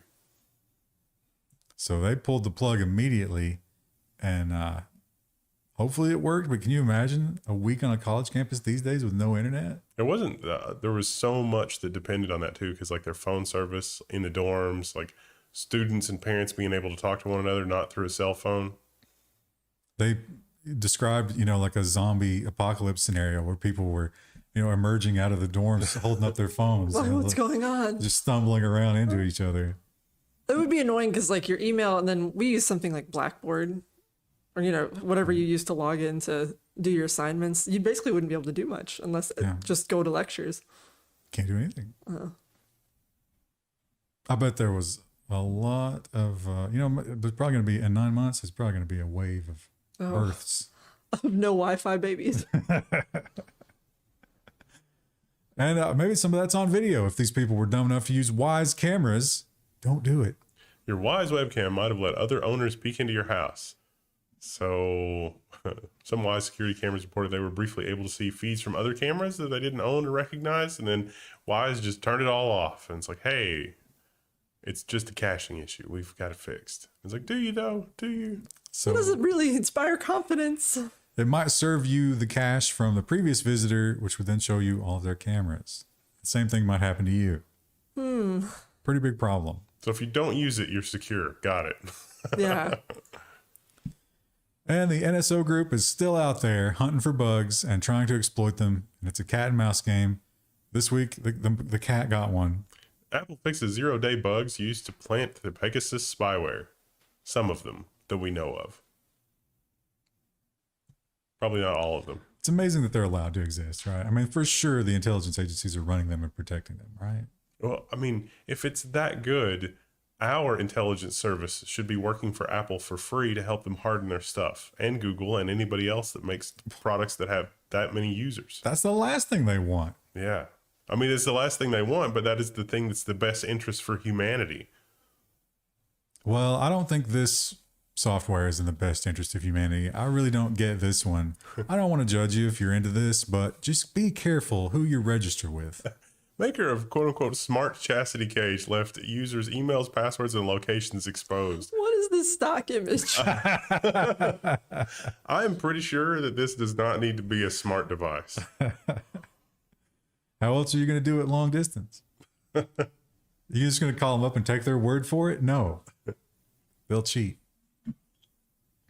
They got pretty much everything.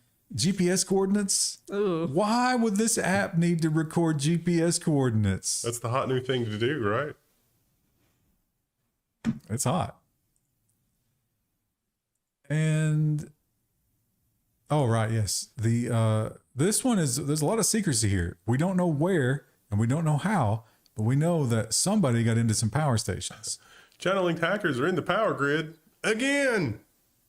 Does it make me feel warm and fuzzy? This is one of those borderline stories where it's like there's just enough detail here that someone was definitely panicked, but at the same time, somebody else, probably in law enforcement, said, "Hey, please don't give away these details because it might impede an ongoing investigation." So it just seems like a mess. They did point out it was an Asian country. We just don't know which one. And they didn't turn it off. They were just in there. So what were they up to? I've read reports about this kind of thing on some of the countries that are exiting the Belt and Road Initiative. And so if that's the case, is this Italy? That means it's, well, that's not an Asian country. Well, That means it's deeply baked into the infrastructure at this point, right? yeah. Belt and road and telemetry. It's dark times ahead, chat, but we're in it together. Thanks for hanging out. Save your water now. You know, if you want to retool for some jobs, you can check out Linode and get our $100 Linode credit. There's a link below. You can start building some infrastructure and do some DevOps classes on us. $100 will get you like 3 months of free stuff. And more importantly, It's a lot of time to skill. get away from all of these things that are losing all of your data. And it's literally every day. You can be responsible for losing your data. You too can be a screw up like these giant tech companies. And it won't be any worse. Actually, it'd probably be a little bit better because you're such a small target. Yeah. China is probably not going to bother hacking your Linode. Probably. Anyway, we'll see you guys on Friday, not next week. Bye.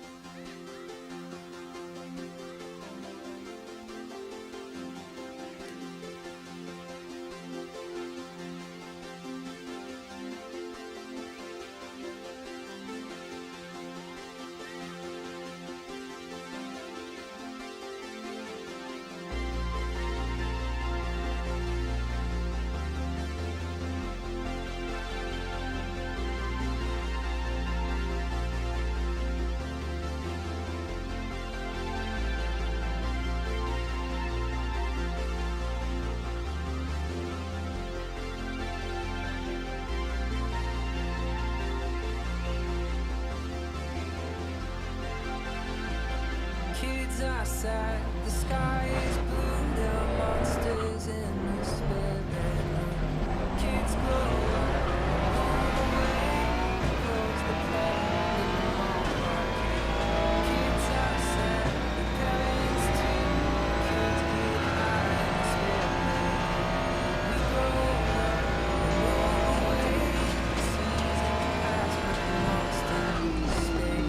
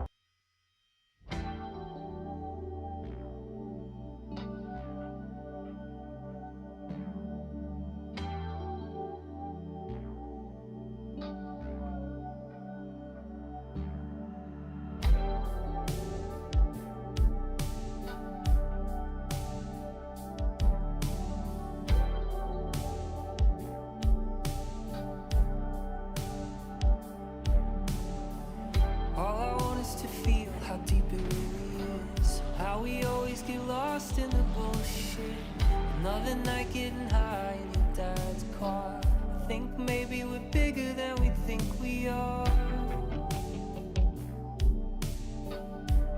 Baby, you're better than you think you are.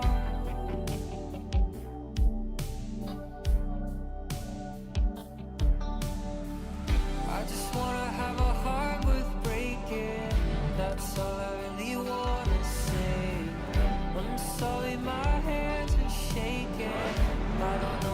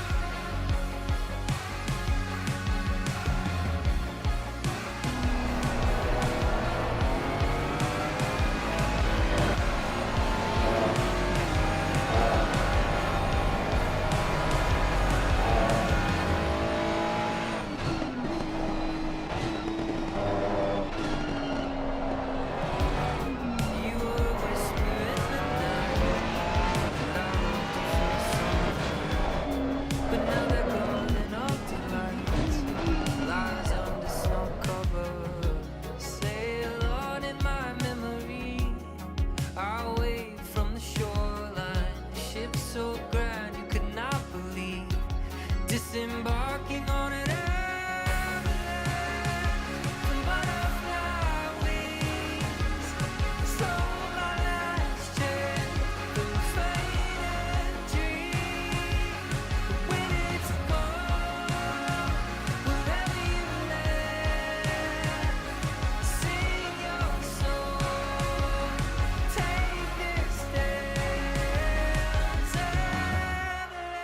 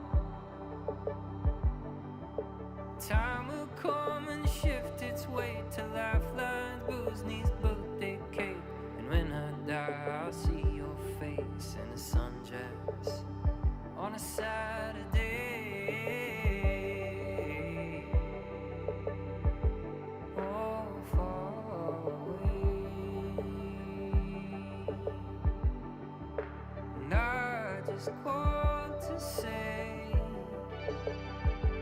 I know you're always sitting in the bar, you're waiting.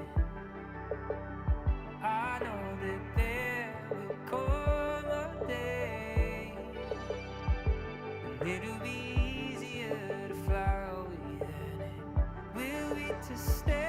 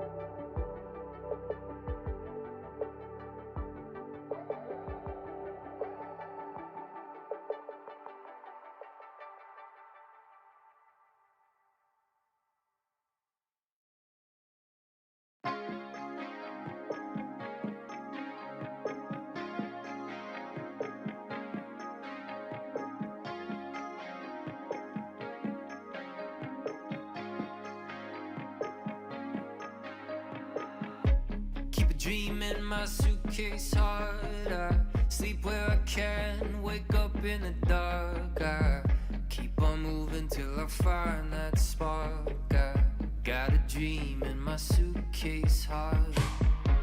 Keep a memory in a photograph.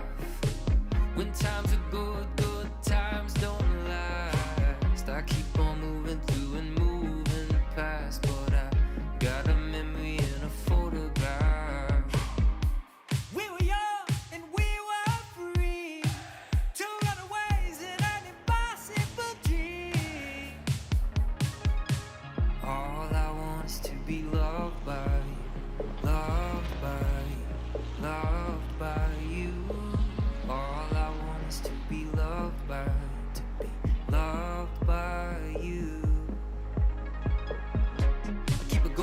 My suitcase heart, she keeps me company when things get dark. I keep on waiting for that brand new start. I keep a ghost in my suitcase heart. We were young and we were free to run away in an impossible dream. All I want is to be loved by you, loved by you, loved. All I want is to be loved by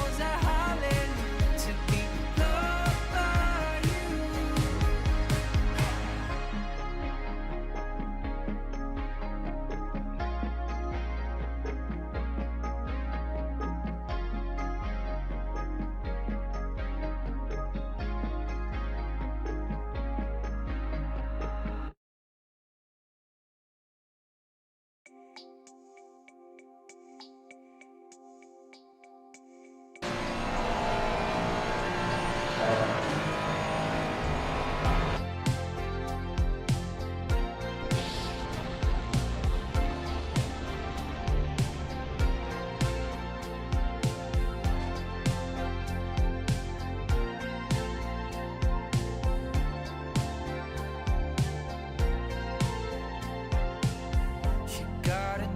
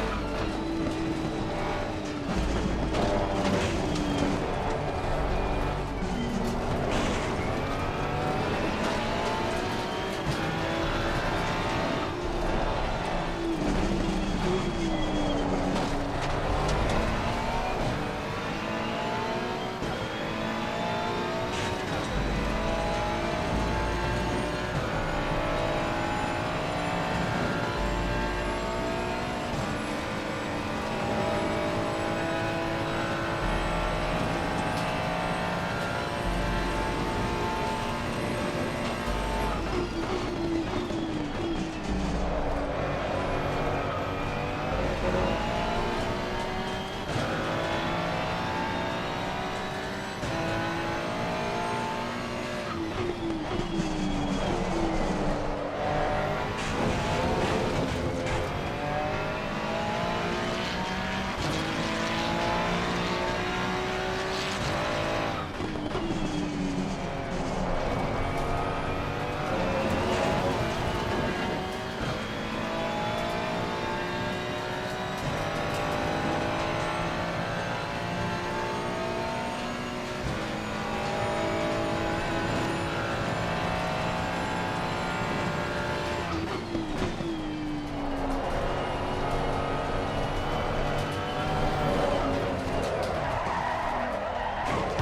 a lot of money to look the part. Took a lot of pain to tame a heart. Took a lot of years to lose my fear of flying. Took a long time to finally start, and it took a good day to fall apart. Took a lot of tears to lose my fear of crying. Of crying. Change your holiday.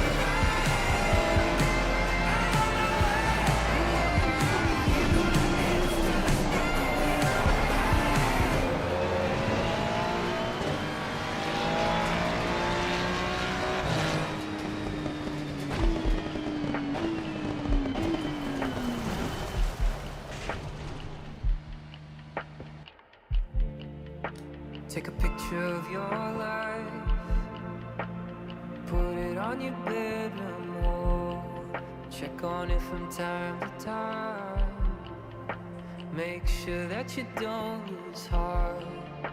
Take a picture of your life, frame by frame, your profiles and courage, name by name. Put a picture of your sadness next to one from better days. It's a holy madness, this holy joy and this holy pain.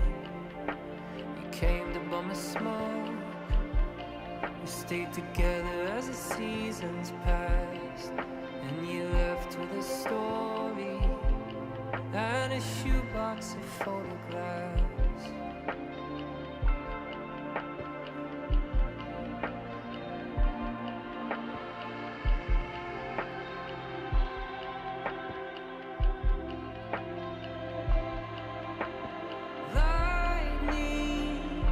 The cameras are flashing, the moments are passing, the proof of it all. Lightning, petty and tragic, the horror, the magic, remember it all.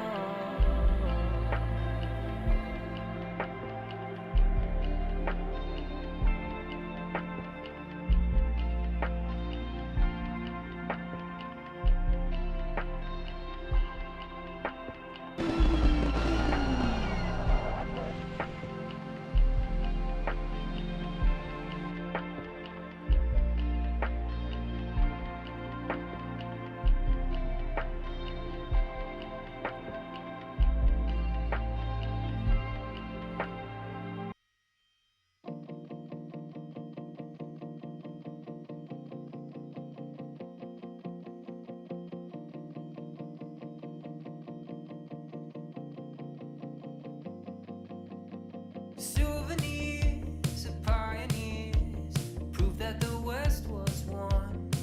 These rotten beams will tumble down, replaced by the newer ones.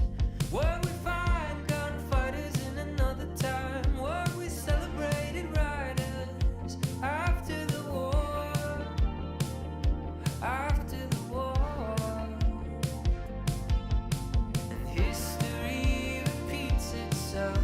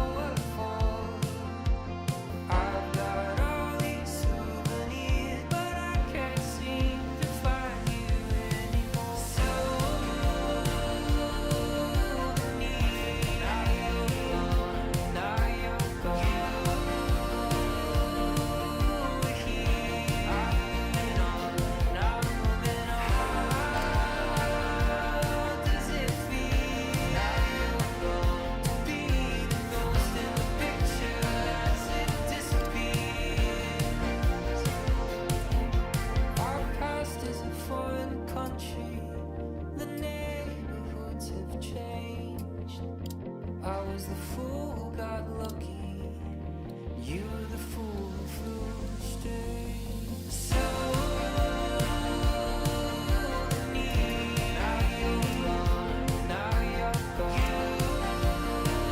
You were here, now I'm moving on. How does it feel? Now you're gone, be the ghost in the picture as it disappears. Souvenir, past is a foreign country. Our neighborhood has changed. And I was the fool who got lucky. You were the fool who flew straight.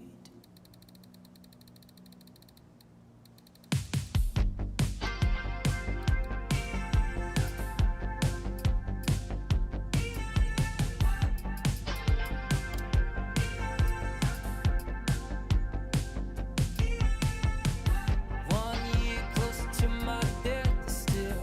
Haven't found what I'm looking for yet. It's not big blue eyes and long blonde hair. It's not $1 million or a secret prayer. Another year we sleep under the spell. Sometimes it's hard to remember 'cause you wear it so well. Made my home in the underground 'cause nothing grows in the wasteland now. Are we just too easily pleased? Give it a pundits and sages. Witty, pretty, and shitty and hard. Almost getting by.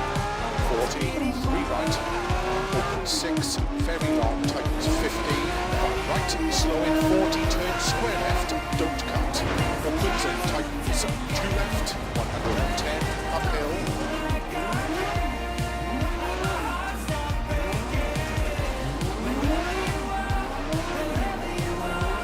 right, 100, flat right to the small crest, past junction, 70, keep middle of a bump jump, 70,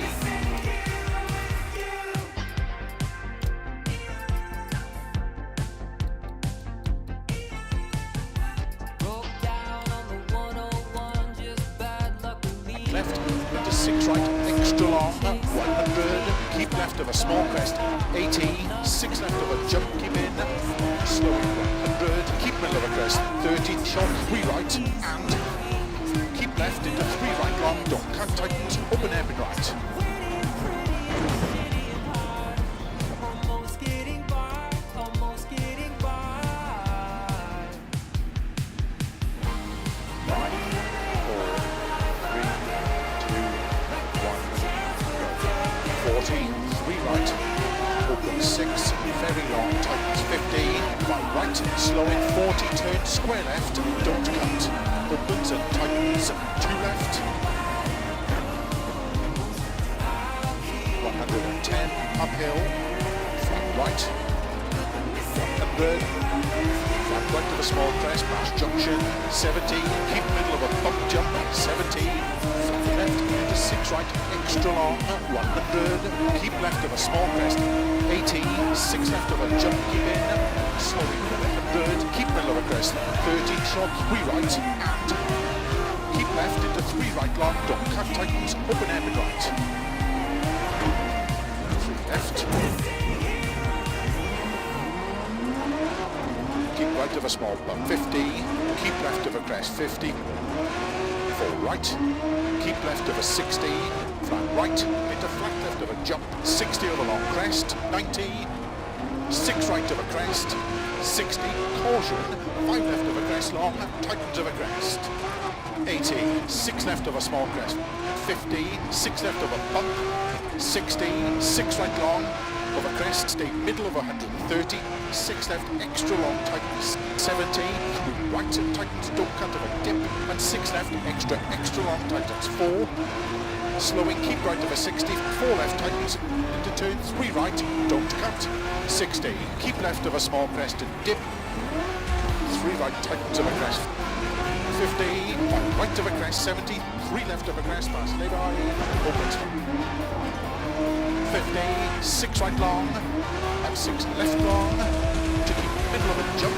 80, 6 left onto crest, and 3 right long, tightens into sun, 2 left long, tightens 1, very long, tightens, and 6 right. 60, 4 left long tightens, into caution and right, extra long, open 6, extra long. 30, left of a crest, 60.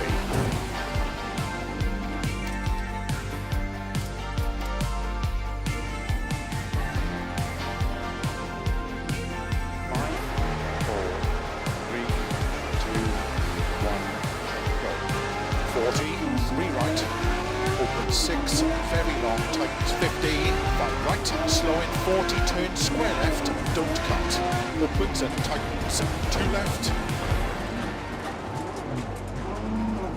110, uphill, flat right, 100, flat right to the small crest, past junction, 70, keep middle of a bump jump, 70, flat left, into 6 right, extra long, 100, keep left of a small crest, 80, 6 left of a jump, keep in, slow in 100, keep middle of a crest, 30, short, 3 right, and keep left into 3 right long, don't cut, tightens, open hairpin right,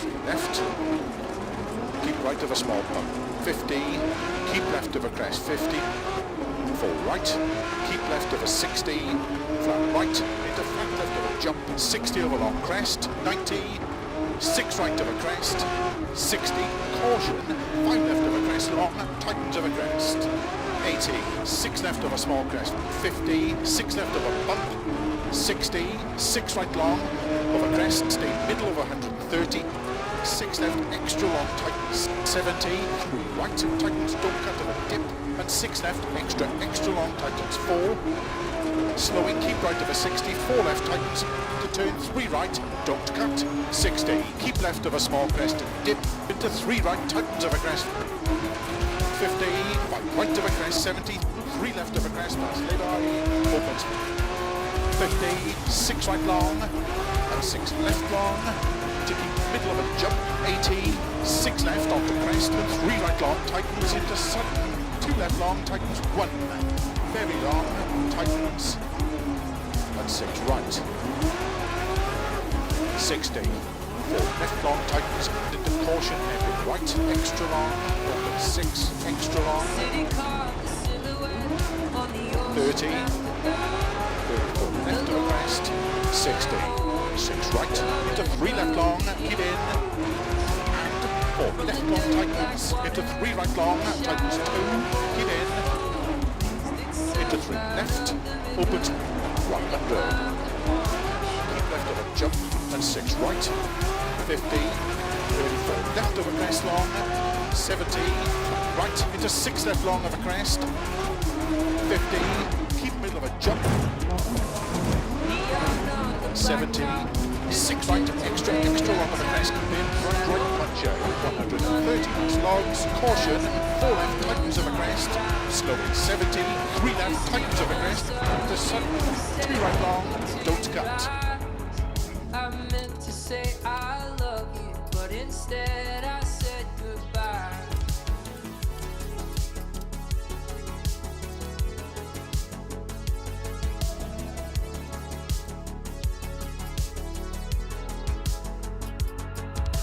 Shadows in the city, I'm a stranger to myself. On these streets I'm someone else. Shadows in the city, like a demon in the dark. 40, 3 right, open 6, very long, tightens 50, 5 right, slow in 40, turn square left, don't cut, opens and tightens 2 left, 110, uphill, flat right, 100, right to the small crest, past junction, 70, keep middle of a bump jump, 70, flat left, 6 right, extra long, 100, keep left of a small crest, 80, 6 left of a jump, keep in, slow in 100, keep middle of a crest, 30, short, 3 right, and keep left into 3 right long, don't cut, tightens, open hairpin right,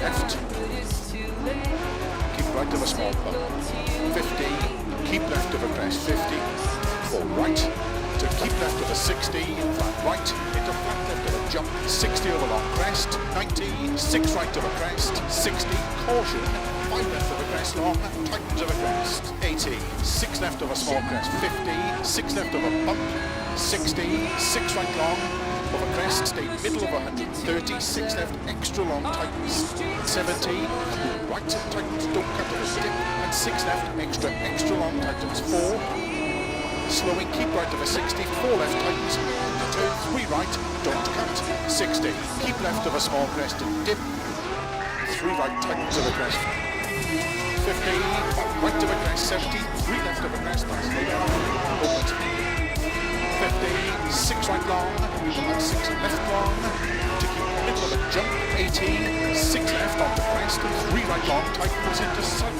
2 left long, tightens 1, very long, tightens, and 6 right.